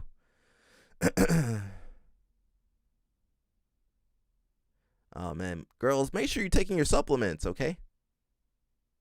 And don't choke on the jaw. She's got a tight squeeze on there. You see hands and don't choke on the jaw, girls. Don't choke on the jaw. All this talk of wedges and leverage, you guys over here choking on the jaw. If she used proper mechanics against the neck, she wouldn't have broken her forearm. Isn't that a lever? So she pushing on the jaw. Yeah, what? That's the breaking point right there. Yeah, get that calcium, girls. LO Snap said he got the calcium for you. He got the Cuban calcium. LO Snap says I can't read nothing you saying, man. I can't say. I think because you're Cuban, they let you get away with more.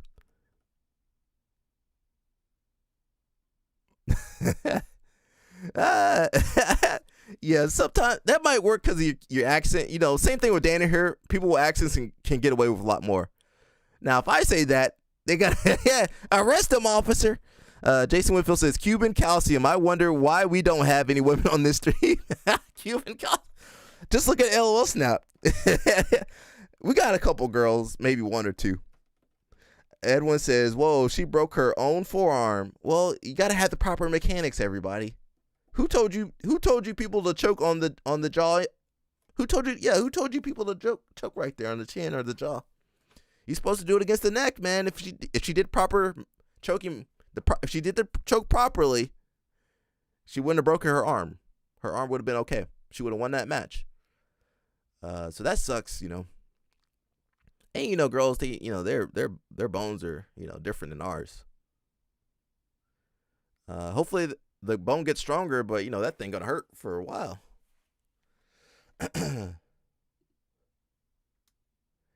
Bro, time is flying by, bro. I know you guys love this show because time be flying. 3 hours your workday be going like that. You're like, what the heck happened? It's almost been on here for about 2 hours.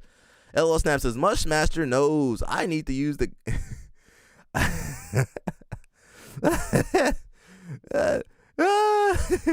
Mushmaster about to say Mushmaster. LOL Snap about to make another baby. Make a boy this time, LOL Snap. Come on. I don't know if we're gonna watch that one. Got a couple stories. Let me jump over to Reddit. don't want to talk about that either. There's so many stories. Look at all them tabs, bro. You guys can't even see it.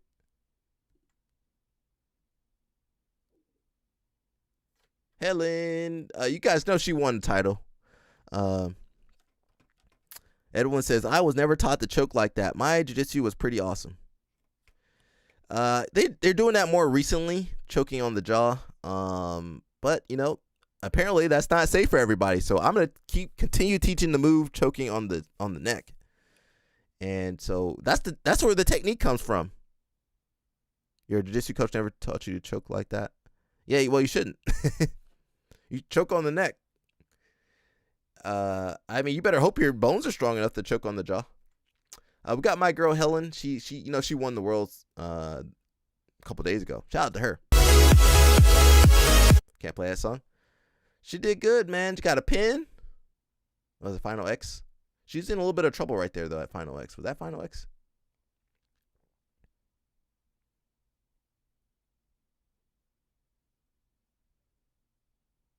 Now that match at the Worlds was close. The one where she was down by 1 point.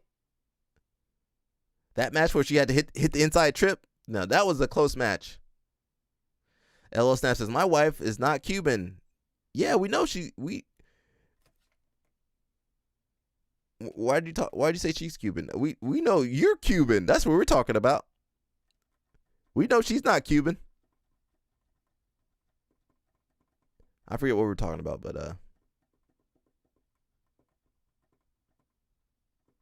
the only thing we said was Cuban calcium. Cuban calcium, that's you. I said Cuban calcium, and I said go make another baby. Make it a boy this time. Jason Whitfield says the proper choke mechanics are don't be a woman with calcium deficiency. That also helps. But also, don't choke on the neck. Women be doing things I don't even know where it's possible. And it's like all women grapplers are white belts. Nah, they're not. They get in some different positions than us, you know. Their pain threshold's different. Hips are different. But yeah, if she did the choke properly on the neck, like you're taught in beginner's class, that arm wouldn't have broken, right? And you know what? When it starts to hurt, you let go. That's what I do. Stuff starts to hurt, I better let go. You know, when you going for an ankle lock or something, my forearm starts to hurt. Let me let go before I break something. But again, their pain tolerance is different than ours. So we did say Harrison won his match. I thought he broke his leg, but I guess he's okay. I thought Mikey broke his leg. Anything else cool? I ain't reading that. Nicholas Margali. A little bit of Kokorian. Where's Josiah at? It says unlock the 50-50.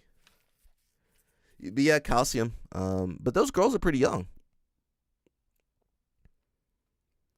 Kokorian, how do you defend the leg lock that you got caught in, though? That's what I want to see. I know that Landon kid. Was it Landon? I know that kid's pretty good, though.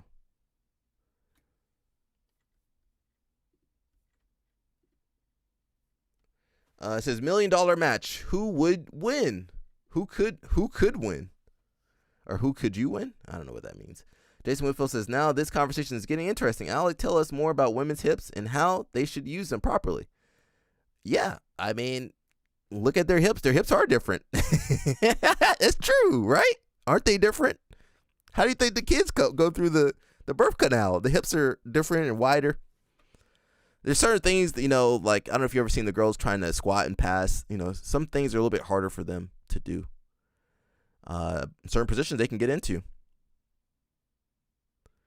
I mean, it's up. I don't have the women hips, so they gotta make the adjustments themselves. But women's jiu-jitsu is completely different than guy jiu-jitsu. Like, they do different move sets completely. So when you're showing girls moves, I'm not saying they have to do different moves, but typically if you watch the girls' matches, their matches look different than the guys' matches. More close guard, more spider guard, not as much passing, except for the bigger girls, really. Jason Whitfield always trying to get me in trouble. LL Snap says, I will tell you how to use the women's hips properly. Pushing out, baby. That's not what I meant by using their hips properly. I mean technical, using their hips and, you know. Okay, let me get out of this. Let me get out of this conversation. It says Gordon Says, who could you win? Who could you beat? Okay. So Gordon with a tummy ache after 3 a.m. Taco Bell. I wouldn't roll with him after Taco Bell. Levi, but he has to win on points with wrestling. Okay, you might be able to beat Levi. Andrew Tackett, but he has literally no gas tank. Yeah, well, you would take Andrew out. He nerfed everybody. LL Snap says, I want to see Gabby's OnlyFans if she does have one. You go look that up yourself. We not gonna check that out on this channel. This is a family channel. Yeah, she got some stuff on there. I heard she has some stuff on there. Now you won't be able to unsee what you see on there. You won't be able to unsee what you saw on there, but you can try. Jason Whitfield got an account. You got the account for Claudia. You got the account for Gabby. Who else you got on there, Jason Whitfield? Mackenzie. I don't know if Mackenzie got one. It says Nicky Rod, but he's 120, and it's an IBJJF gi match. Well, everybody's got nerfed. Mikey with no leg locks, no pizza. Every 30 seconds, you reset in dominant position. Yeah, you can beat all these guys. 2 versus 1, Cade and Ty versus you, but they are still kids. Actually, don't do that match. That they might still beat you. Jason says Gabby definitely has an OF account. She's talked about it a few times. I'll let you know tomorrow what's going on there. Josiah says Abu Dhabi, $4 million. Yep, they got money. And you know what? That's some play money over there. Now the tournament's a little bit different. You know, if you're Brazilian, usually you got to qualify, and there's a bracket just for the Brazilians that they got to get through. It is fun. I've been out there once. I didn't do too well, but it was fun. LL Snap says, yeah, let me know what's on there, Jason. We need you to do research. Yeah, he's going to do some very, very intensive research. Very, very in-depth research. LL Snap says, everyone's scared of Gabby. That girl, well, yeah, I mean, they don't have any more Gabbies. There's only one Gabby. It says Craig Jones straight off of CJI Bender. High blood pressure and 2 limbs handicapped. Craig might still be dangerous. He might throw something crazy at you. Mika versus 5 guys from your gym in a quintet. Mika will still take everybody. And Moneyberg, but he's actually a real black belt. Actually, that might be tough too. $1 million match. Who could you win? A lot of those guys actually. LL Snap says Abu Dhabi is crazy. Or Dubai. Yeah, they're both crazy. They had women walking around with vaccination cards showing that they didn't have. Oh, wow. Where were you at? Where was that at? Send that to me privately. Where was that? I didn't see that. Also, I didn't have money when I was in Abu Dhabi. LOL Snap, you had money. They were looking for you. Yeah, where the heck was that? LOL Snap he lived a lot of life. They nerfed everybody. They just nerfed everybody. The only matches I wouldn't take the Gordon Ryan with the tummy ache after the Taco Bell. Don't do that match. And I wouldn't take the Rotullo match because they were probably really good kids. You know, they definitely were good kids. I don't think I would take the Craig Jones match or the Mika match, and I would mess up Moneybird. But I wouldn't. I don't mind with the other matches though.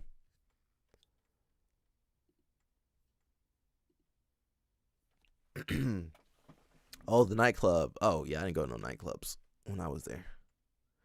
God dog. Jason Whitfield says, you know what's crazy is Gordon teaching gi class at Kingsway. When a couple years ago he said gi would be dead in 10 years. Well, you know what? The gi pays the money. Gi brings in the money. My man, he must be down bad because he over there teaching a kids class. If he told me a couple years ago Gordon would be teaching a kids class, I would look at you funny. LL Snap that said these women look like they are models. LL Snap, he done had a lot of girls. Somebody asked about the Jeff Glover match versus Barry Yoshida. We're about to spoil that. Tournament wise, but I'm saying when you look at the school dynamic, the schools that make the most money, the schools with the most students, the schools with the most revenue, they wear the gi. All your Gracie schools, Gracie, Baja, Gracie University, Henzo Gracie. Fight Sports got gi. Everybody, Alliance mostly gi. Ato's gi. The Brazilian Jiu-Jitsu is mostly a gi art. Legion, American Jiu-Jitsu gi. So they say the professional tournaments are no gi, but when you go out to the real gyms and stuff, it's mostly gi. LL Snap says, the women, I can't say nothing you're saying. LL Snap, God dog, you know people can see what you typing, man. All right. Yeah, well, I mean, I wouldn't do it. Well, I wouldn't do any of that stuff, but that's what they want to that's what they want to get. That's what they're going to get. Now, don't let me get $20,000. Nah, I'll just invest that back into my live stream. We got Mr. Jeff Glover. You guys know Jeff Glover said some crazy stuff over the years. LO Snap says he doesn't show up to the gi.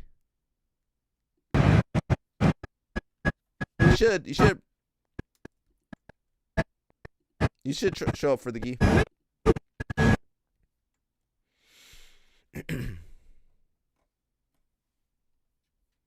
I think we're already mainstream. We just not making the money, mainstream money. Well, the real one. Well. Dang. You guys know Jeff Glover said some stuff. We're not going to look into his past, though. Jason Whitfield says, if you get a chance to check out Gordon teaching gi, Gordon posted a full gi class on his YouTube channel. I'm curious what you think. We did see him with the kids class. Was that the class you're talking about, Jason Whitfield? When he's teaching all the too many techniques to the kids? I think we saw that already. LL Snap oh, yeah. Well, we're not going to watch that on this channel. LL Snap says, gi hurts my hands. You got the princess hands. Why you got the princess hands over there? Gi is harder. No gi is freeing. LL Snap, you got to work on your grip strength, bro.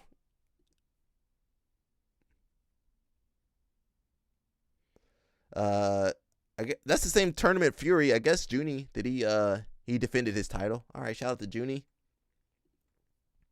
I did piss off Junie. Junie, I hope you're not too pissed off. Cause I did a video about Murillo Santana. He didn't seem to like it, but I thought it was tastefully done. Jason Whitfield says, no, it's Gordon teaching the adults. It's just, was it beginners or regular class? Because he showed one move. I was like, I don't know if that was right, Gordon. Or maybe it was Luke. Here's Mr. Rosinski with John Jack. All right, shout out to these guys. If you guys go to Europe, they love these little camps. You do these camps for a week or so.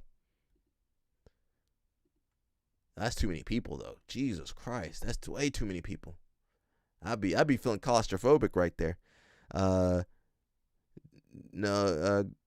Jason Whitfield says it's Gordon teaching the adults. It just okay.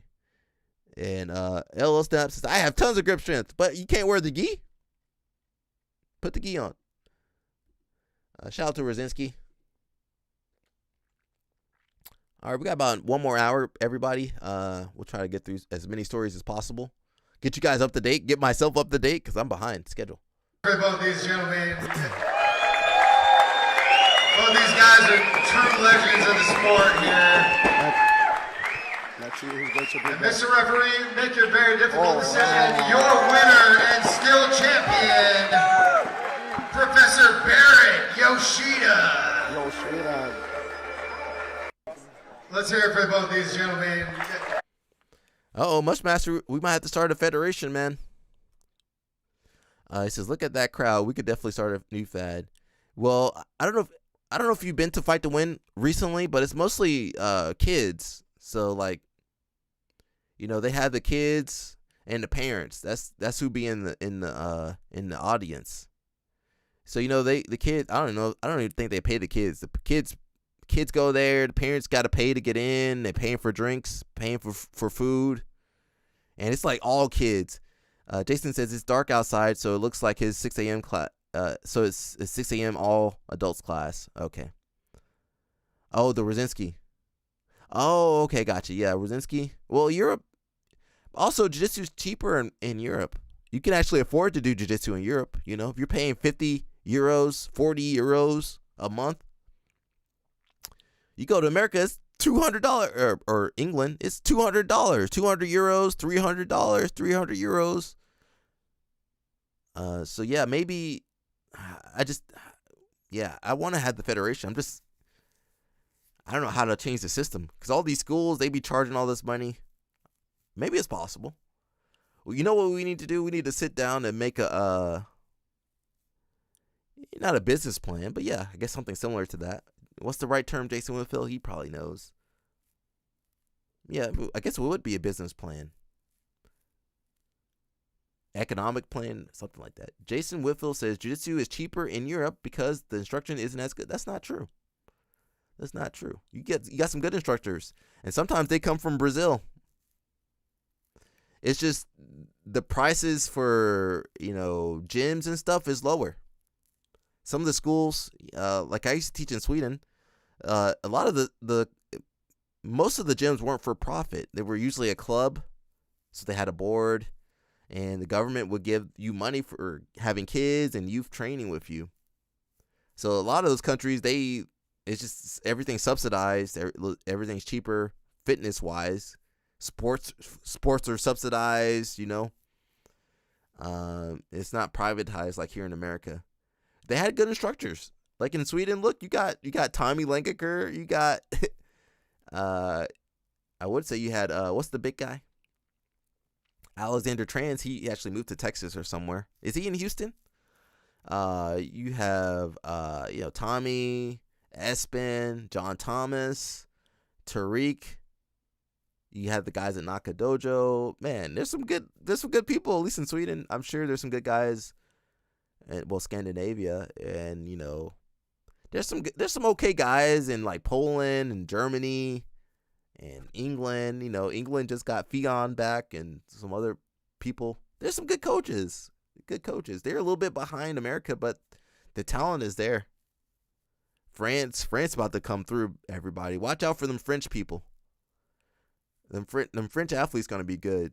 And they got judo. Man, we cooked. Because they're going to be good on the ground and on the feet. We might need to copy the French model.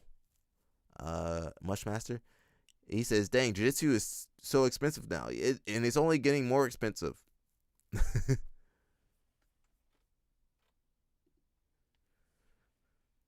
We're not going to... Fake blue belt, yeah. Most of you guys don't care about that stuff. We got the $1 Million Grappler. You ride the $1 Million Grappler here with the $1 Million Baby. Listen, in order to celebrate B Team's win of the $1 Million tournament, the Craig Jones Invitational, I'm deciding to do a massive sale with Fuel Hunt. Buy 2 items, get the third one completely free. Use code FREEFIGHTWEAR. And we're only going to do this to the first 100 participants. Again, buy 2, get the third one completely free. Use code FREEFIGHTWEAR. And remember, only Fuel Hunt. What's up, y'all? It's your boy, Nicky Rod, the $1 Million Grappler, here with the $1 Million Baby. Listen, in order to celebrate B Team... These guys stay selling something. You got $1 million, bro. You still trying to... Well, I guess he got 200,000. He made at least 1.2 million, and he's still selling us. Dorothy Slipper says, what happened to all of J-Rod's shirts? Once you reach a certain echelon, you don't need to wear shirts no more. He got the $1 Million Man and the $1 Million Baby don't wear shirts. It's too hot in Texas to wear a shirt. They're just gonna sweat through it. Jason Whitfield says, so you taught in Sweden, Alec. My point has been proven about the instruction there. Thank you, bro. Sarcasm, I'm hoping. John Thomas too. He's still in Sweden.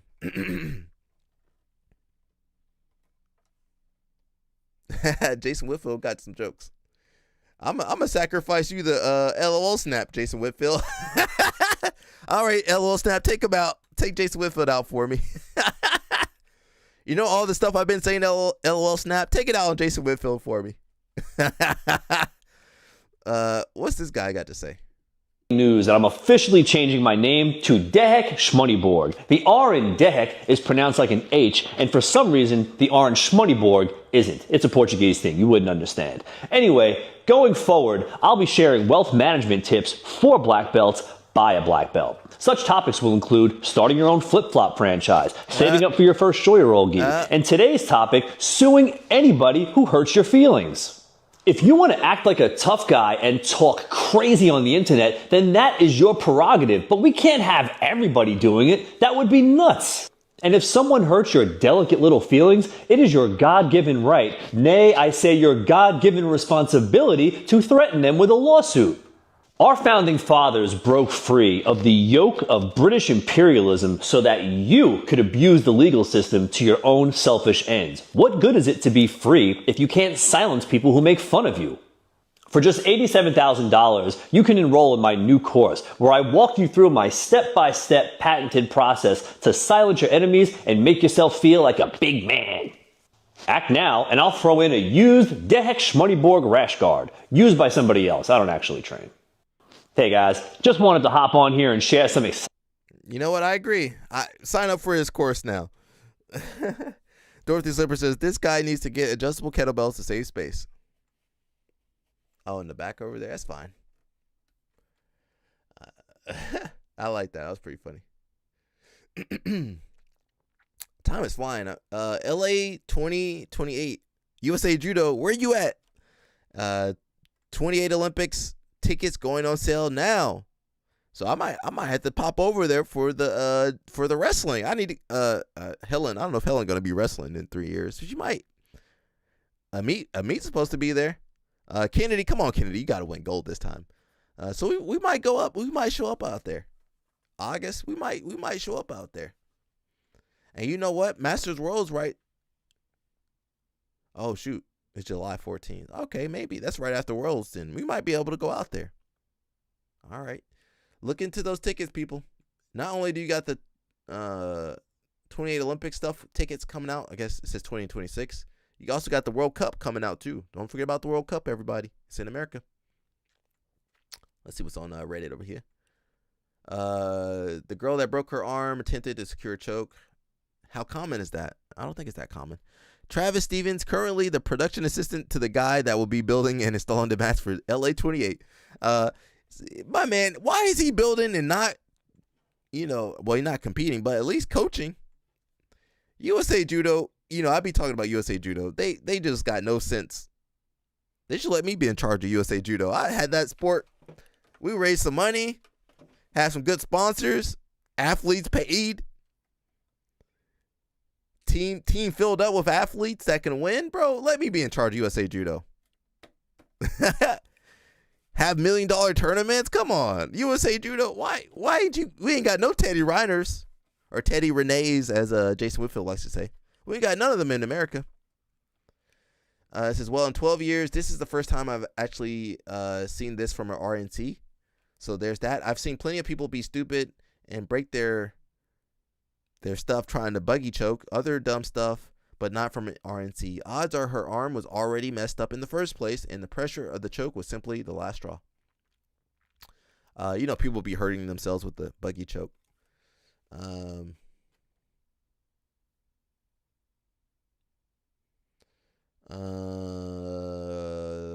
I'm not sure. We said it. Calcium deficiency. She needs Cuban calcium. She need that Cuban calcium. That'll get her right.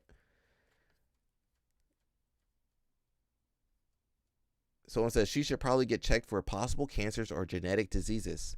That almost seems like it shouldn't happen normally. 70% of the nation, at least most modern nations, have extremely low bone density compared to what they used to have. We don't eat as much protein as we once did.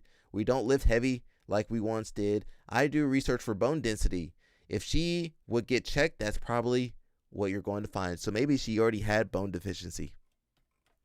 Bone density deficiency, if that's the word. Jason Whitfield going to jump on me for everything I say. Dorothy Slipper says, anyone here have or use an app or notes to track their training? I made an app for it that I'm using, but I wonder if it's only useful for me. I just train. I don't track anything. Mushmaster says she didn't get her arm across enough. The elbow needs to be in in line with the chin. That's true. She didn't have the proper mechanics, but she might have some bone, something with her bone density. That might be an issue too. It could be more than one thing.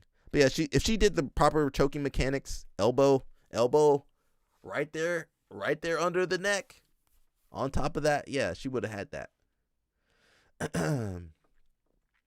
Says most athletes have high bone density than the average Joe, but we have seen that some athletes that push themselves past the limits will have more stress factors, and we'll see a reverse in their bone density. It takes a crazy amount of pushing to do it, but we do see it in the elites at time to time. We had it in the catcher in Virginia that was in the Tidewater. He pushed so hard that it goes backwards and he has leg issues. We up the protein and rest and change how he lifted to help make it better. I don't know what that means. It says also better to fix it before you snap something and you need hardware.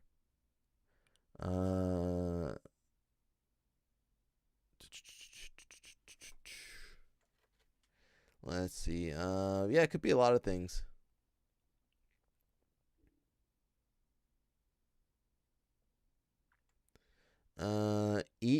We eat tons of protein now, and it's relatively unrelated to bone density. I guess the protein, yeah. I don't know if protein affects your bone density. I think you got to put your bones under stress, healthy stress. Jason Whitfield says yes, her arm was messed up previously when she got an Jason Whitfield. Why are you sounding like LOL Snap now? Says lifting heavy is related to bone density. High protein helps you heal faster. Healing faster means you can lift more often. More often helps increase bone density faster. So it's a huge connection. She broke the middle of her forearm against the opponent's shin. The fulcrum point was right in the middle of the forearm, and I wonder if it broke because she didn't turn it blade side up. Eat your dairy. Someone says, had a white belt break his forearm attempting an ankle locking competition. When it starts to hurt, you let go. That's what I do. Looks like her forearm was over her chin. If she was pulling back her elbow to try and finish, maybe chin was the fulcrum.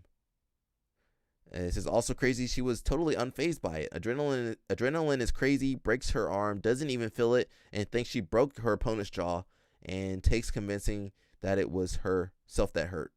Well, that's when we're training, we hear a noise. I'm like, bro, was that you or was that me? You got to take that time to figure that out. Someone says, I popped my own knee ligaments trying to do the body triangle. So yeah, a lot of different issues that popped up there. Jason Whitfield says, LOL Snap is bringing me to the dark side. Guys, don't go to the dark side. I'm gonna have to train you guys like I trained Josiah. No more. We gotta get off this massaging and stuff. You guys, what you guys doing over there? Screen. There we go. We're trying to get more girls on this live stream. You guys scaring all the girls away. It says Brazilian from jiu-jitsu to wrestling. Brazilian prodigy Icaro Moreno, 13 years old, takes triple gold. So why does this 13-year-old have more testosterone than everybody on this live stream, except for LOL Snapped?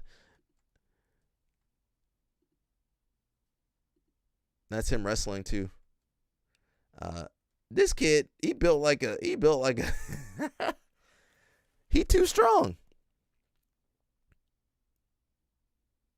Got the cradle. Hey, going for the pin. He's conquered every major kids championship in jiu-jitsu, winning the Pans, European, and Brazilian nationals multiple times, and he remains undefeated at who's number one.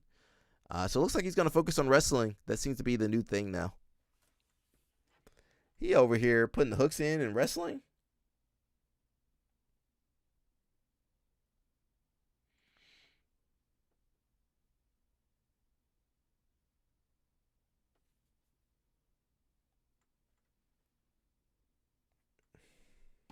Pinning kids, yeah.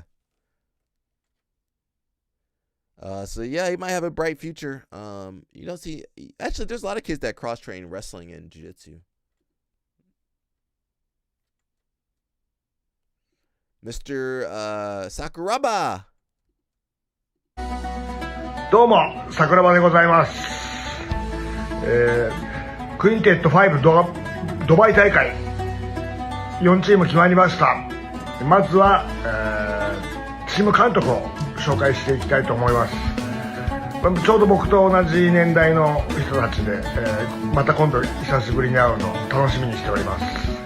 その後はまた、チームメンバーを紹介していきたいと思いますので、よろしくお願いいたします。Did he release the bracket? Who's going to be there? Who's going to be that quintet? Damn, it said. Oh, here it is. Team Saku, Japan, Coach Sakuraba. Team Henzo Gracie, Coach Henzo Gracie, the Gracie family, the strongest Gracie family. Team Noguera and Team Bang Tao, Thailand. With Bob Sapp. Oh, they brought Bob Sapp. And which Rodrigo brother? Which Noguera brother is that? Antonio Rodrigo Noguera. Put his nickname on there for me. Bob Sapp's going to be in charge of Team Bangtao? Why is he in charge? All right, that might be pretty exciting. We'll see. I definitely want to see Sakuraba team versus who he's going to lead the Japanese team. Who's going to be on Henzo's team? All right, this might be pretty interesting. When is this? October 23rd. We might need to check that one out, everybody. Balea, are you going to be there? Where's Balea at? He might be off the radar. You know, he was working with BJJ Ocean's BJJ. We got my girl Helen again.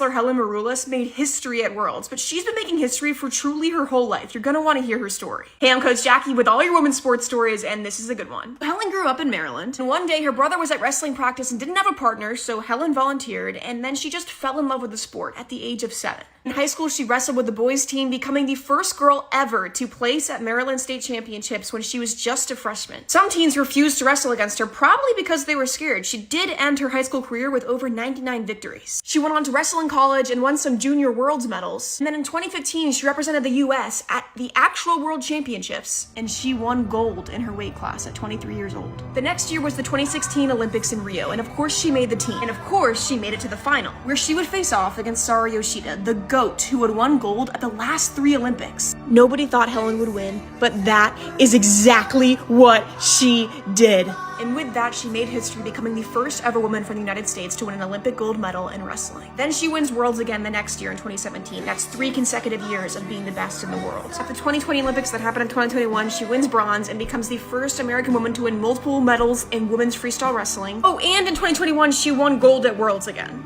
Last year at the Paris Olympics, she won bronze again, and at this point, she really thinks that her time in wrestling is over. She says as much, that it's time for her to step away from the sport. With wrestling behind her, Helen decided to take up jiu-jitsu, and in December of 2024, she won a world championship gold medal, and that too. Jiu-jitsu was therapeutic for her, it re-energized her, and Helen felt called to get back to the mat, to wrestle again. And for Helen, wrestling again means winning again. She just competed in her 12th world championship. And yesterday she made it to the final. With seconds to spare, she was trailing. She needed a takedown, and that is what she got to win her 4th world championship. 5th world title overall if you count the Olympics. She thought she was walking away from the sport, but she came back and she became the best in the world for the 4th time. Are you kidding me? And that means she made history again, becoming the first American woman to win 11 medals at a world championship. That's including Worlds and the Olympics. And yeah, I skipped some silver and bronze medals she won at Worlds along the way. There were just too many. 10 years since she did it in 2015. Helen Maroulis is the best in the world again. I love women's sports. Yesterday. Oh, she said she loves women's sport. I love women's sports too. All right, let me go ahead and jump out of there. Respectfully, of course, respectfully.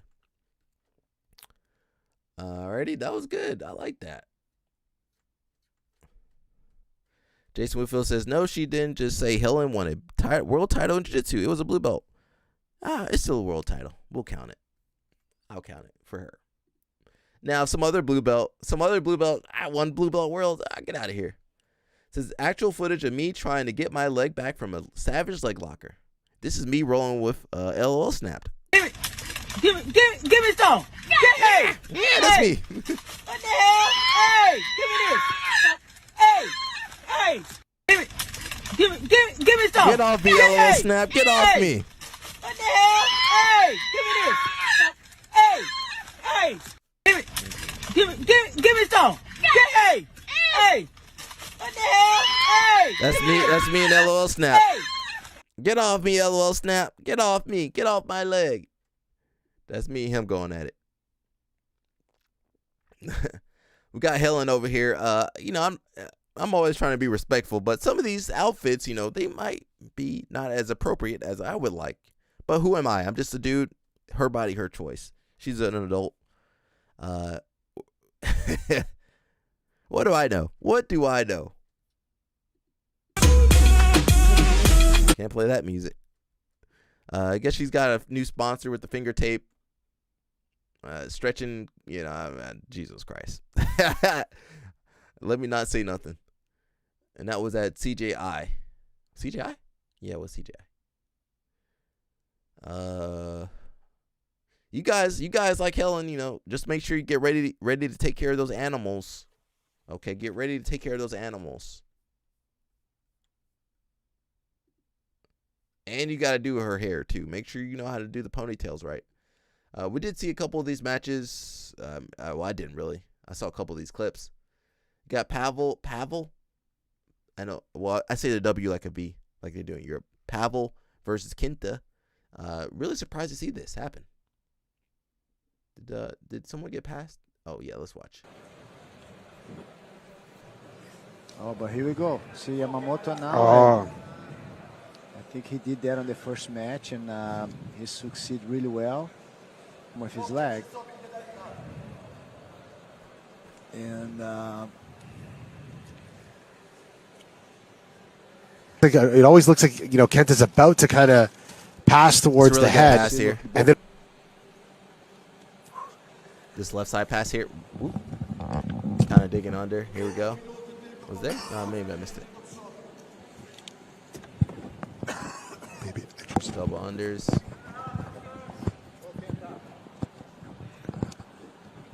now he get the double on the hook, and fending hook, and every time Kenta tries to pass, that right foot just comes back in and stops him, whether it's under his leg or under his shoulder or under his arm.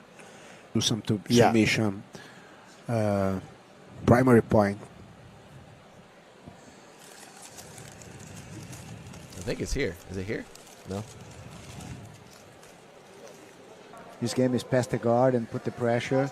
My boy John got some good passes from there. That flexible position. Now he got it. Overhead. Double underhooks. Oh yeah. Trying to get to the back. 9 seconds left. Very well played, Pavel did this game. Very well. Very well.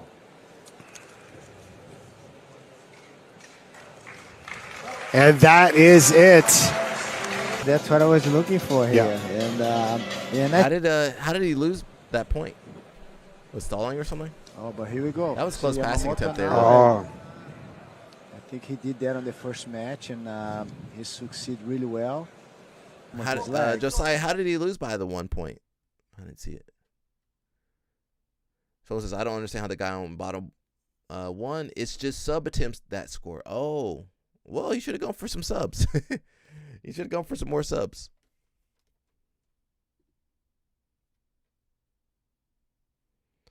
Got about 30 minutes. Man, Mayram, we should have won that match. Opa! Profundo, mas já perdeu a pegada. Essa entrada foi só pra... saiu. Tentou passar o primeiro gancho, não conseguiu. Opa! Muito habilidoso, muito talentoso. Tentou ir pra queda, vai pras costas, olha cinturou. O que o fez. Isso, obrigado. Ainda bem que o Baby tá aqui. Mayhem levou a luta, na minha opinião, nesse final. Campeão do GP BJJ Stars, Juan Alvarenga! Uau! Não quiserem deixar na mão da arbitra. Opa! Profundo, mas já perdeu a pegada. It's tough, man. It's tough, It's tough, man. Well, we always say don't let it go to decision. Don't let it go to the referee,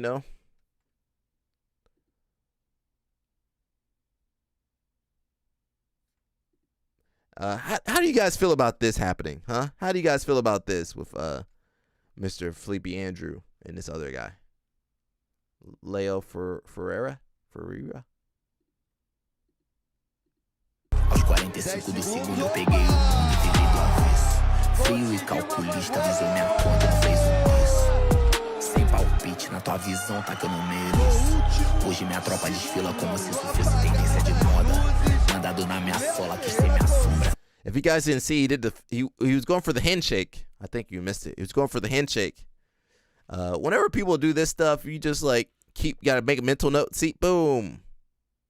He was going for the handshake, and then the guy went and shot. So, kind of a low move. I mean, I understand it's a tournament. You're trying to win, but that's kind of a low move. Kind of a low move. Yeah, kind of a low move. When what's the homeboy from Norway? The black kid. I can't remember his name. When he did that at UFC BJJ, I said the same thing. Kind of a low move, man. I don't know. I don't really support that, but at the same point, they're both Brazilian, so he should have expected that. Shoot. You know what? I meant to change the latency on this thing. My bad, everybody. I forgot about that. Can I change? Can't change it. Oh, it's ultra low. Never mind. It is ultra low latency. We good. I don't care about the fit check, bro. These Gen Z people, they style is kind of whack. I don't really care about social media, but look, they got the Brands brothers over here. Is that Tony Brands?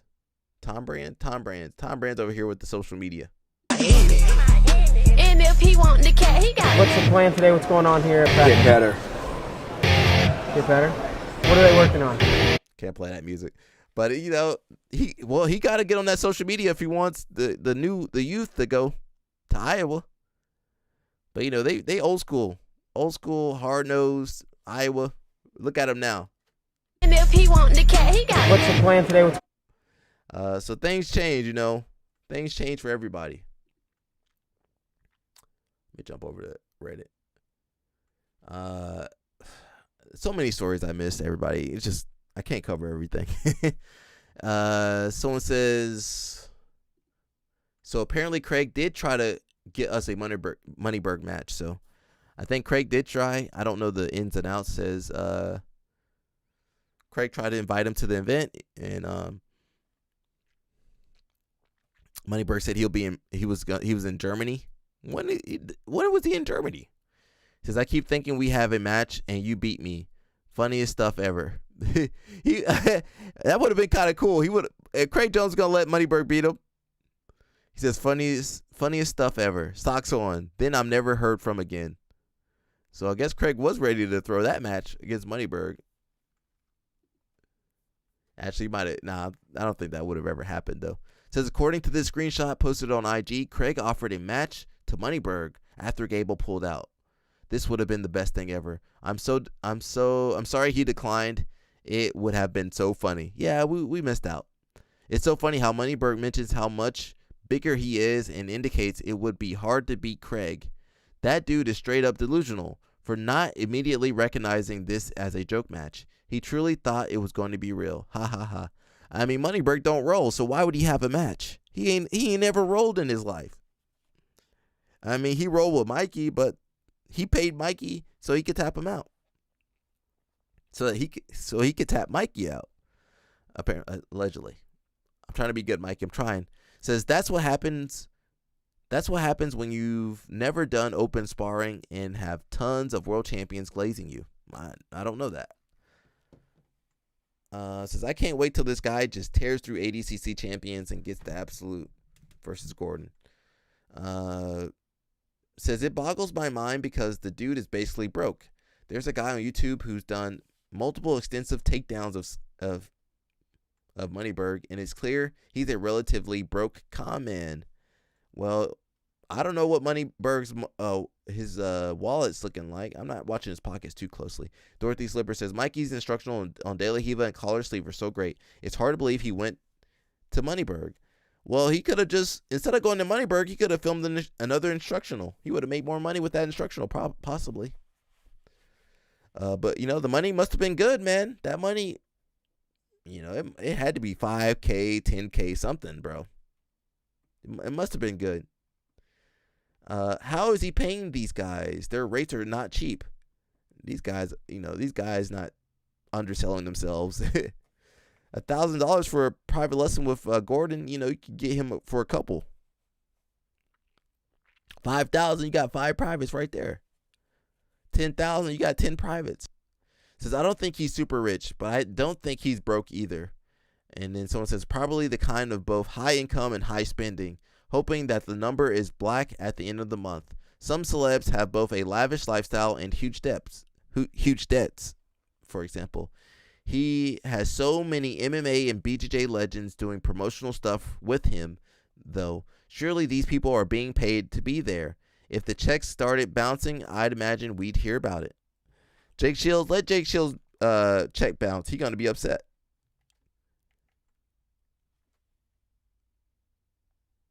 I need to look at that. I've never wanted to buy someone a taco so bad. Craig would have cemented himself as a legend in the sport. Just imagining this has me in stitches. That would have been cool. That would have been pretty awesome. It's really funny that Moneyberg thinks anyone would believe he legit beat Craig and that it wasn't for the memes. A best out of 3 would be amazing in this scenario. He lets Moneyberg work for the first match before ultimately taking a dive. Then the next 2 matches, Craig submits him in under 20 seconds. Moneyberg would never let himself get submitted in front of everybody. Dorothy Slipper says, if I get rich, I'm getting a year's worth of privates from Ryan Hall for less money than I would have to pay my gardener.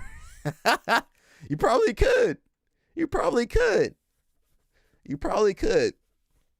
Yeah. Them dudes over there charging, some people, I know people charging private lesson $60, $40.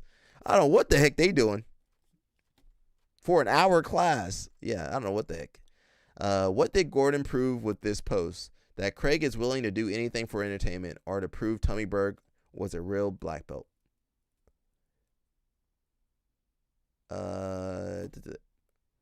Probably trying to back Stevenson's claim that their match was going to be a work.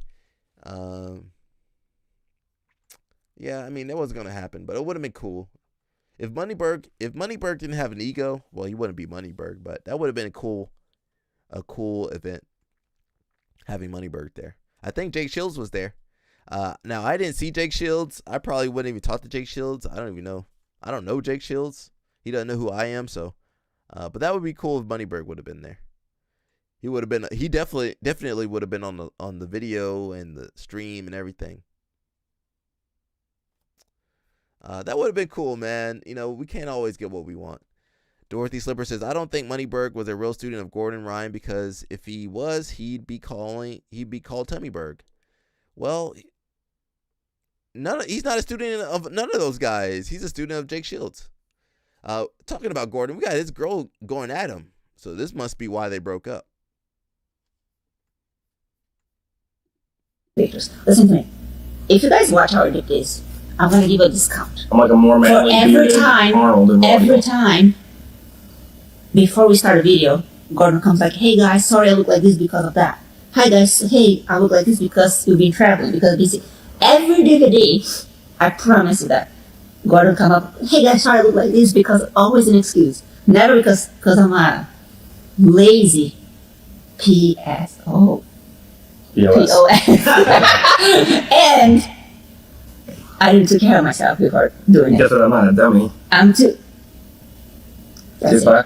Too far. I speak 2 languages, you speak none. When I left the house, my hair didn't look this terrible and long and near homeless level, but we've been here for a week and now it's growing, so I'm sorry you have to look at this. First of all, I'm sorry, I apologize in advance if I'm scratching my head. We're both a disaster today. I'm sorry, I look like a slob. I tried to get a haircut before I came here, but it didn't happen. What's up, guys? We're here again with BJJ Fanatics. We have a little bit of a change of scenery. My hair is way too long, my beard's scraggly. I look like a caveman, so I couldn't get a haircut. I'm sorry that you're gonna have to look at this, the entire instructional. But if I'm profusely sweating for the rest of this instructional, I'm sorry. If I just progressively get more and more sweaty through this instructional, I'm sorry. Oh, I'm sorry. I never heard Gordon say he was sorry, but I guess then. Red noses, they love with the cocoa. I'm in love with the cocoa. Get it for the low, low. Do I get a copyright strike if I sing this song? Probably. Yeah, I mean, shoot. You know what? She put up with him for a long enough time. I don't know. I don't know. I don't know their relationship. I'm gonna stay out of that relationship. That ain't for me to talk about. Says, hey guys, I'm sorry. I'm picking my nose at the beginning of the video. I meant to pick it before we started, but it didn't happen. So they're both rubbing their noses. Maybe they did too much powder before they started filming. I'm almost certain they have staph scabs in their nostrils. That's funny. Staph will colonize in your nose. Just hang out there, unaffected by antibiotics. And how does one avoid this new horrible mat-transmitted disease I'm hearing about for the first time? Snort tea tree oil, witch hazel, and acai juice or something. Don't pick your nose after rolling. Every time I think I have heard of it all, on some type of dirty skin disorder, something new pops up. Yeah, I don't know. Shoot. I don't know what those guys, he needs to just get accepted that he looks clapped 24/7. Yeah. Man, that's me too. I just jump on the live stream, pick my hair out, throw some water on my face. That's it. Jump on the live stream. That's it. I do brush my teeth before I get on here. That's all I do though. Azam, what's up? He said, did you hear Moneyberg filed for bankruptcy? When was that? No way. Are you serious? He spent all that money on Mikey and Gordon. Is that real? Just joking. He's still on top, baby. Okay. I was about to look that up. Josiah said no way too. It says, why don't more professional grapplers post rolling footage and vlog on YouTube? Because they don't do well. I used to do vlogs and stuff. They just weren't exciting, not popular. For whatever reasons, vlogs aren't really popular like they used to be. And it's too much work, man. It's too much goddamn work to get how many views? I can sit here and get how many views I got on here already. I got 155 views already. Easy. Tons of watch time. Tons of engagement. Now I do a vlog that take forever to film, got to edit it, post it up. Man, nobody watching that stuff. They ain't got no time. It's already old by the time you posted it. Why not? Wait. The Dorothy Slipper says, given all these instructionals they uki on, shouldn't Placido be the best grappler in the world if instructionals were? Well, he be zoned out too. Someone says, why not start an OnlyFans? For who? For Moneyberg? I ain't starting no OnlyFans. Someone says, I feel like the B team model of filming guys training, they have full-time. The B team guys don't edit nothing. They got someone filming them, editing. And I don't know if they're going to have that person anymore. After Craig leaves, do they have any more? If they're going to have the people, that costs money. To have someone film all your classes, edit it for you into a, 30 to 40 minute video. That takes time and effort. That ain't easy. And I don't know if Simple Man can afford that anymore. Craig, I guess Craig, somebody was paying for that before. Most schools don't have a videographer. Most gyms don't have an editor. Who's going to post it? Where are they going to post it? That takes so much effort. You guys can go look at my other channel. All those videos take me forever to do. I'm behind on one video, actually. They take forever to do. And if I'm lucky, they get, decent video might get 20,000 views. Awesome. Thank you. 20,000 views. That don't mean people are going to watch the video forever. They might watch 3 minutes of that video. That video took a couple months to finish. Some videos, 1,000 views. Oh, barely got 1,000 views. Well, that's terrible. I just wasted my time on that. So it's just not always worth it to do the vlog or post the rolling footage. And people find that rolling footage when you getting ready for your match, and people pull up your rolling footage to see what you're doing. Jason Whitfield says, B Team has a full-time gym manager. He does all their social media and skits. Yeah, they got someone there full-time, and They got someone filming there full time. Yeah, most gyms don't got that. Most gyms, the owner, he be doing all the work. Maybe his wife might run the front desk, but she got to take care of the kids. They might have some high school people. Man, they ain't got this talent, the people with the skills. Now, they should invest in that, but it's hard to find good people, to work on your videos, to edit your videos, to film your video. Most people can't film nothing, bro. So if you're comparing B Team to everybody else, that's just not that ain't gonna happen. New Wave, I guess New Wave got somebody to film. AOJ has someone to film. Anto's got people to film. Yeah, but those are top schools. Most gyms don't got that. Says, I feel like the B Team model of filming guys training and then vlogging gym culture resulted in them getting similar viewership on random videos as Flow was getting on their biggest events. Again, we don't know what the watch time is, and you guys love the personalities at B Team. Most gyms ain't got personality.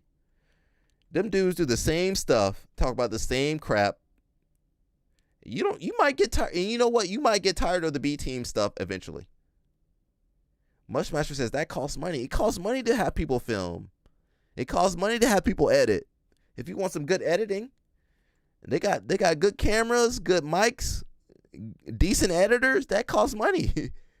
You're gonna be spending a couple $100 easily a month, maybe a couple $1,000. Most gyms ain't got that kind of money, or they don't see the value in it.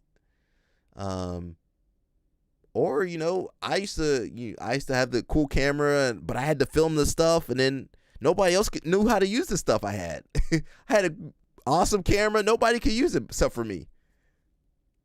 Awesome microphone. It would take me, I used to do videos. It would take me 30 minutes to set up. And I would set up after class. It'd take me 30 minutes to set up. It's already after class. Nobody wants to uki. Nobody wants to be filmed. Most jiu-jitsu people, they don't want to be on camera. They don't want to tell jokes. They don't care about attention. Now you go to B Team, some of the guys, they'll play into it. But most of the people don't want to be on the video. Says it makes the athletes way more valuable in the eyes of the promotions, and it seems super easy. There you go. Seems super easy. Thanks. You think any of that is easy? Mushmaster says it costs money. Yeah, all that stuff costs money. Editing costs money. Storage space costs money. I go through. You know how many not flash drives, SSD drives I go through, bro. I had to delete stuff off of here. I got to go through this. That stuff costs money. Lights cost money. Microphone costs money. Earphones cost money. The audio thing costs money. My computer costs money. Other screen costs money. Backdrop costs money. Everything costs money. How's that easy? And then you gotta edit. You gotta have the skill. You gotta have the skill to edit. Oh, that ain't easy. Someone's got to be able to film the content, make sure it's not messed up. That ain't easy. All this stuff costs money and time. And most of you guys, you won't even watch that stuff. I don't want to watch it. I'll watch it later. Yeah, most of you guys ain't gonna watch that stuff. Josiah says, doesn't Kevon record and edit his skits and videos at Bodega? I don't know. I don't know I've never been to Bodega. Why would I be at Bodega? I don't know what Kevon does. You know better than me. I'm sure Kevon got his girl. Kevon can get his girl. All right, baby, you film today. Him and his girl be filming. Yeah, but you ain't watching Kevon for his technical. Are you watching A skit is easy. You plan that out, talk it through. Okay, I'm gonna film real fast. You don't need a microphone. He's talking about a full-on vlog. Them vlogs ain't easy. Those vlogs and rolling footage, that stuff ain't easy. The skit easy. You film the skit 30 seconds. I'm talking about 30 to 40 minutes of good content. And that's when it's edited down. I'm talking about 3 to 4 hours of video and interviews and whatever else edited down to 40 minutes. That ain't easy.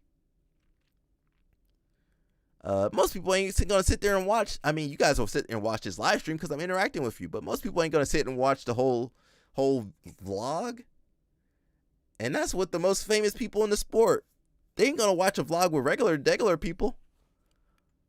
You won't even click on the video. I don't know what Kevon does, man. I don't want to know what he does. Mushmaster said it costs money. Yeah. Giancarlo's personality about as exciting as the teacher from Ferris Bueller when he was not doing science. Bueller. Well, I like the one. You remember the guy that broke into his house? I watched Ferris Bueller recently. That was pretty funny. I mean, completely illegal. Yeah.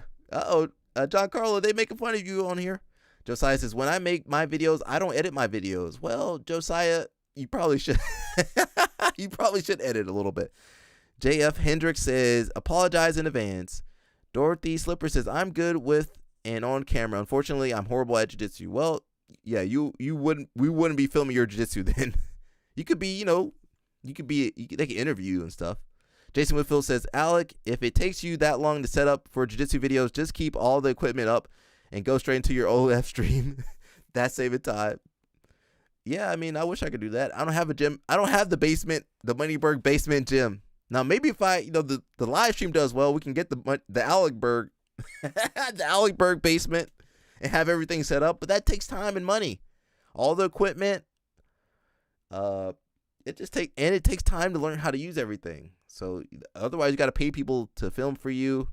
And you know what? Most people can't film jiu-jitsu. You got to know what's going on. If you get a regular person trying to film jiu-jitsu and they all over the place messing up the video, they don't know what to look at. So now you need someone that has some knowledge. And all my homeboys that do film jiu-jitsu stuff, they be doing other stuff too. That's easier. Josiah says, I watch Kevon skits and videos. We know why you do. We know you do. Mushmaster says quality costs more. Yeah, if you want good quality, you want the good audio, the good editing, that ain't cheap. You think you're gonna get that for $50, $5, $50? Them editors call, and then you can't have a regular editor. You need someone that understands jiu-jitsu. Because otherwise, a regular editor won't know what's important. And then you don't have time to sit there and tell the editor, okay, put this in there, take that out. So you need someone that understands jiu-jitsu to edit for jiu-jitsu. Or, at least grappling. You need someone that understands, okay, that was really cool. That was exciting. Most regular people can't edit jiu-jitsu, so that's even tougher. Josiah says, I'm horrible at editing. That's why you have to pay people. It costs more money. Mushmaster says, plus marketing costs. Yeah, you got to market. Social media, you probably don't have to market as much. But listen, the B Team guys, they be selling all the merchandise. They be, they do the ad for the merchandise and stuff like that. They plug that in the middle of the video. You got to have someone post it everywhere and edit it for Instagram and TikTok and YouTube Shorts, and it ain't easy. It takes time. Mushmaster says a lot of people pay for views and followers. Some of your favorite grapplers paying for views. Look at Moneyberg's Instagram. He got way too many followers. He got 4.8 million followers or something like that. He come on, that ain't real. So some people paying for followers, they don't got, they ain't got no engagement. So it takes time. It takes time to build a B team. Craig Jones is one of the best marketers in jiu-jitsu, and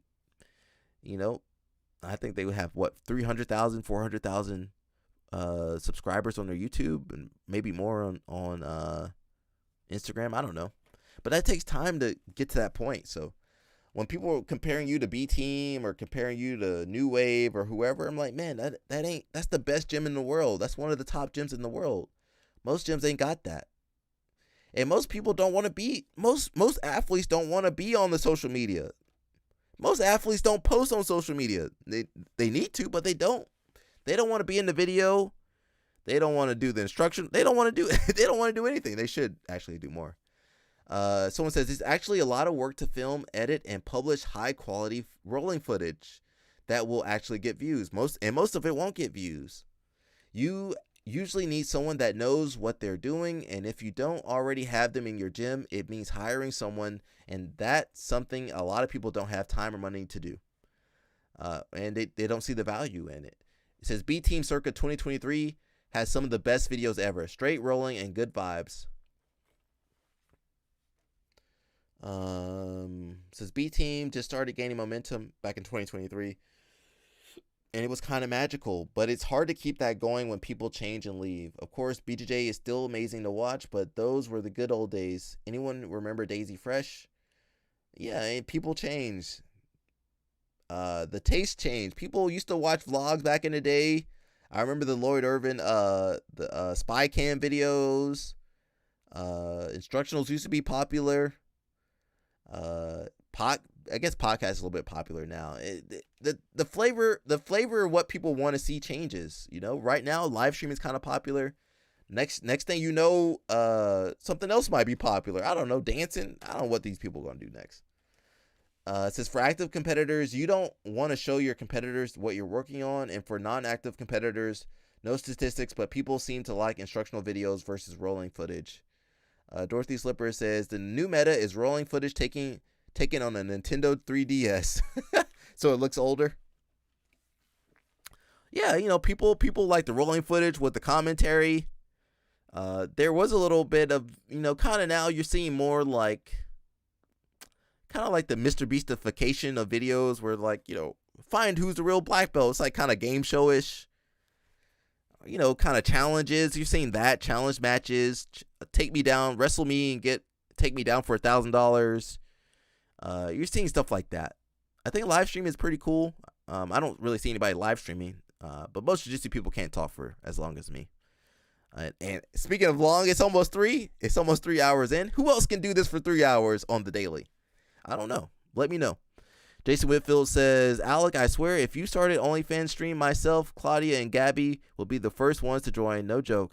I'm platinum diamond members on both their OnlyFans streams. Let's make some real money. You're gonna have me filming with Claudia. Actually, I wouldn't be opposed to that. Now, I shouldn't be on there. This is a family channel. I wouldn't be opposed to see what Claudia's talking about. She got some knowledge now. She got some knowledge. She might do some stuff to me I won't ever recover from. She might do some stuff to me I ain't never had done before. Claudia. Next thing you know, Claudia all up on the stream. Nah, I don't know if I can come back from that. Now, I would like to experience that, but I don't know if I can come back from that. Mushmaster says, next World Champion was a huge production. We filmed a lot of that stuff. That cost. Oh, yeah. I forgot about that. That was like one of the big shows, you know? You had Gary Tonin on there. What's the Brazilian kid that was kind of cheating a little bit? He's over at Gracie Baja now. Keenan was on there. Gary Tonin. Who? AJ? Was AJ Agrazarm on there? Yeah, and that was in-house. Imagine how much work that was. Mushmaster, how much work was that? He said, and that costs money. All the equipment, unless you already have all that equipment, that stuff costs money. Them cameras that film 4K, you know how much that costs? 4K and all the audio stuff, the lighting stuff.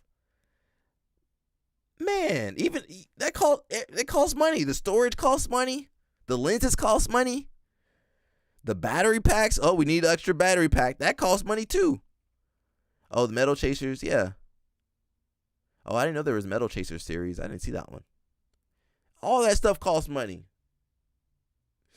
And then where are you going to put it? Are you going to host it? Okay. You're going to host it yourself? That costs money. You're going to put it on YouTube? Okay, how are you going to make money from that? You're going to sell it to Flow Grappling? Okay, how much they're going to give you? Everything costs money. So we should do a watch along. Or we might need to do that.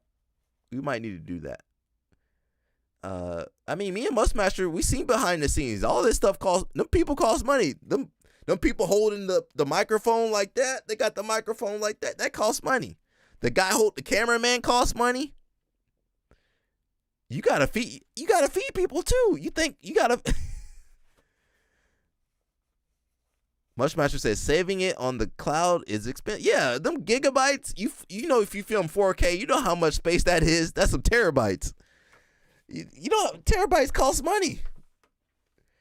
Apple iCloud costs money. Everything costs money. The music did you guys know the music? You know how much the music costs? I think I pay about $15 a month for my music, and I don't even use it all the time. To put the music in the video, that costs money. Computer, computer. My computer died. I need a new computer. Yeah, man, all this stuff costs money. Even my little bit of setup, I'm struggle streaming. This stuff costs money. I don't know how much it cost me. Accumulated over time. All this stuff costs money. Microphone ain't cheap. The wire for the microphone, the arm on the thing ain't cheap. The lights I got, the background stand, all this stuff costs some money. God, dog. I wasted some money. I wasted some money. But it's an investment. It's an investment.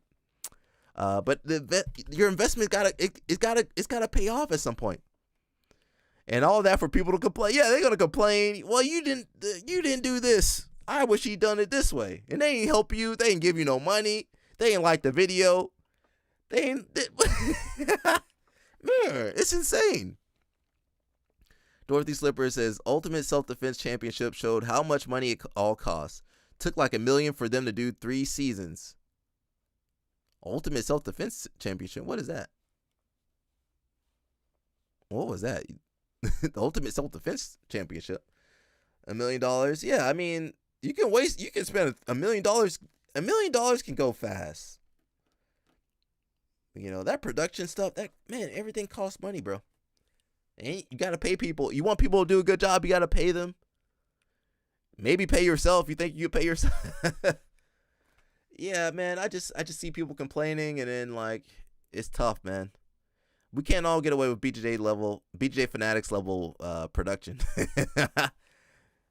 And they got costs too. They got people on their payroll. Even if you guys complain about the audio and stuff, they still got to pay for the school, pay for the rent. Somebody's got to edit that and put it in the packaging for at least it's online. We still got to edit it. Somebody got to market it and send out the visuals. Dorothy Slipper says the YouTube show with Jordan Teach Jiu-Jitsu versus Nathan Levy versus Icy Mike. What was that? Who was that? They did a show? How'd they get $3 million? Or how'd they get $1 million? Bunch of YouTubers competing in their martial art. Jiu-Jitsu did not come out well. Let me check that out real fast. Ultimate Self-Defense Championship. How did they get $1 million? Who gave them $1 million? Now they owe somebody $1 million. They owe somebody $1 million now. That's terrible. Let me see if there's anything. Let me see if there's anything on here now. Now I'm gonna check out that Ultimate Self-Defense thing, and I'll jump out of here. Again, who else doing 3-hour streams? I don't know. I don't know if anybody else could. Maybe Moneybird could. Kickstarted for season 2 and 3 because it was so popular. Oh, I didn't know that was a thing. When did it start? Oh, so they did a Kickstart. Oh, they raised the money. Shoot, I know I can't raise no money from you guys. We might raise $5 over here on this channel. We gotta do some fundraising. We got some fundraisers coming up. We got Mushmaster getting ready for the Olympics 2028. We got some other nonprofits we gotta raise funds for. So don't worry, 2026 we're gonna, maybe even sooner, we're gonna start doing something on here.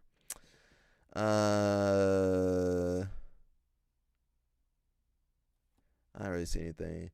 Says I missed older jiu-jitsu rolling videos. He put out a video 2 years ago saying he was going to stop those videos because he didn't want it to seem like he was beating up his students. Yeah. I mean, it's tough, man. It's tough. Social media game, and it's always evolving. You do something, and it's older. It's not popular. I was going to watch Pavel. We might watch him tomorrow or something.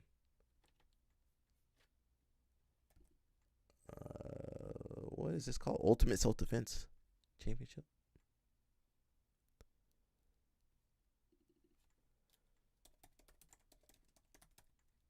Oh, it was something. I didn't even know that was a thing. When did this come out? A year ago? Oh, $1 million? $1 million? Oh, Rokas. Who else was on there? Jordan teaches jiu-jitsu, Nathan Levy, and Icy Mike. Oh. All of that to just get 1 million views. Ain't that crazy? All that. It was season 1. Was season 1 episode? I'm gonna play a little bit just to see. You're probably wondering what's happening. Well, I flew in 6 martial arts YouTubers from across the whole globe to compete against each other in 7 different self-defense challenges in a state-of-the-art self-defense facility to see who is the ultimate self-defense champion. So, welcome to the ultimate... I could have told you that was a dumb idea.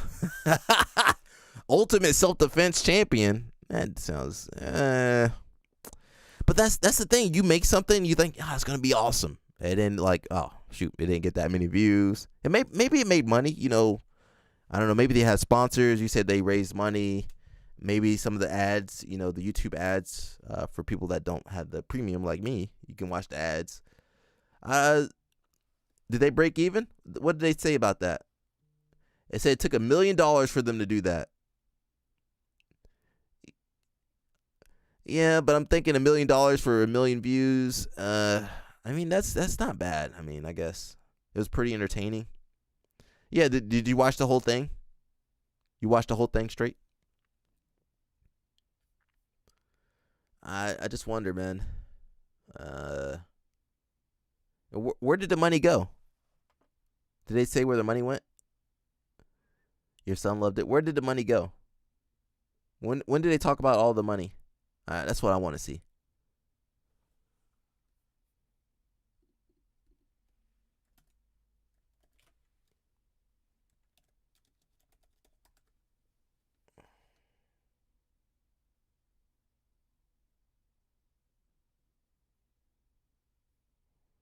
Oh, they had their Indiegogo?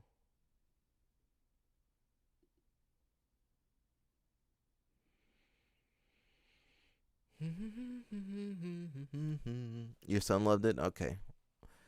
But did everybody else love it though? 2 people love it. Amazing. What about the rest of the people? It says the irony of the Ultimate Self-Defense Championship by Rokas. When was that? It says the whole event was a wash. The responsible judge was Jeff Phillips, a self-defense guru with a strong bias against combat sports. So when combat sports fighters like Jeff Chan won, Jeff Phillips tried his strongest to explain it away. The irony of YouTubers like Rokas, who's always preaching against Bullshido, but then create a heavily edited reality TV show that portrays Bullshido myths and self-defense for the streets, narratives to the point. Yeah. Well, they knew who their market was. So the whole point was the whole thing was great, to be honest, entertaining, fun, possible to derive at least some insights from. They put martial artists in unexpected asymmetrical situations and tested them. Someone says, I don't think it was terrible. It was certainly entertaining, though I did think it struggled to accomplish its goal in regards to self-defense. Honestly, I thought it worked far better as a martial arts in the movie situations. I don't know. The zombie episode was great, if not my favorite. It's just, what did that have to do anything with self-defense? It says, I watched a lot of the reactions from all the fighters that were on there, and they all said questionable stuff, and that a lot was lost through manipulative editing.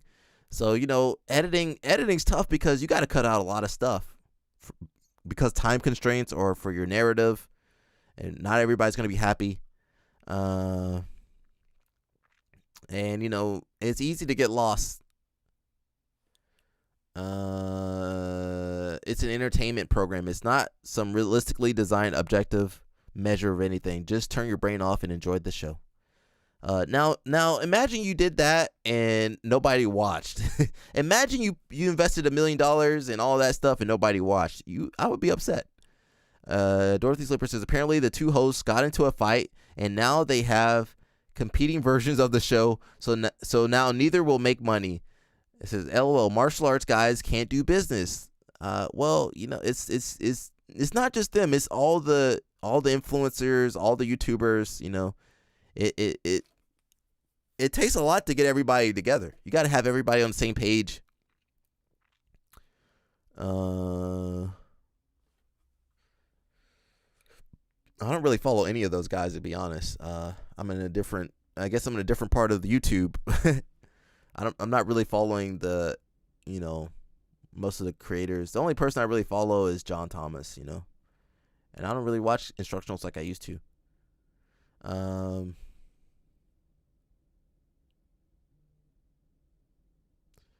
Yeah, I don't know what else to say, man. I can't believe they spent $1 million though. Mushmaster, we got that. I guess we can raise money that way. Where did they raise that money? I just wanted to see that. Yeah, I don't even see it anymore. Oh, they did raise that money. Where did the money go towards, though? Dorothy Slipper says, basically, Nathan Levy destroyed everyone except for Jordan Does Jiu-Jitsu, who had to quit because his Jiu-Jitsu knees couldn't take running. Oh, no.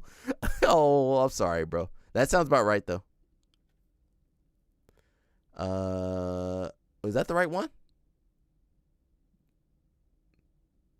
They raised him. That's not $1 million. Is that an old one or something? All right, man. That's it for today, man. There's a lot of stuff I didn't cover. Let me check real fast if I missed anything important. I definitely missed a ton of stuff. 3 hours. 3 hours. I gotta tap out. Make sure there's some good stuff. What I'll do is continue from tomorrow. I think I'll just save my tabs for tomorrow. But we did a good job. We ain't wasting $1 million on this live stream. we ain't wasting $5 on this live stream. But otherwise, happy to be back. We'll be live streaming every day, Monday through Friday. Friday might be a little bit later because we'll do the after work stream on Friday. Cause I train earlier on Friday. That's basically it, everybody. If you guys want to support the channel, please let other people know about the live stream. Let's see how many subscribers we got. So we got a big goal to make it to 1,000 subscribers, hopefully soon. It's been slow going, but right now we're sitting at 947. I think that's what we were at the other day. Uh-oh, where'd it go? There you go. Can you guys see? 947. We're trying to get to 1,000. Dorothy Slipper says, thank you for the show. Awesome, man. So yeah, we're trying to get to 1,000.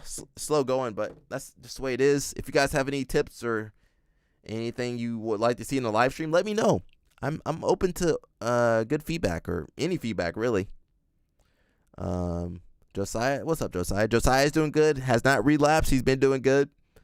And that's it, man. We'll see you guys tomorrow, God willing. I can't control everything. And we'll cover some stories and maybe cover some stuff I missed from today. That's it, everybody. Get some training in. Stay healthy. Enjoy yourselves. And I'll see you guys. And I'll give you guys a big os. And stay out of trouble. Stay out of trouble. I say that for myself, too. Stay out of trouble, Alec. All right, everybody.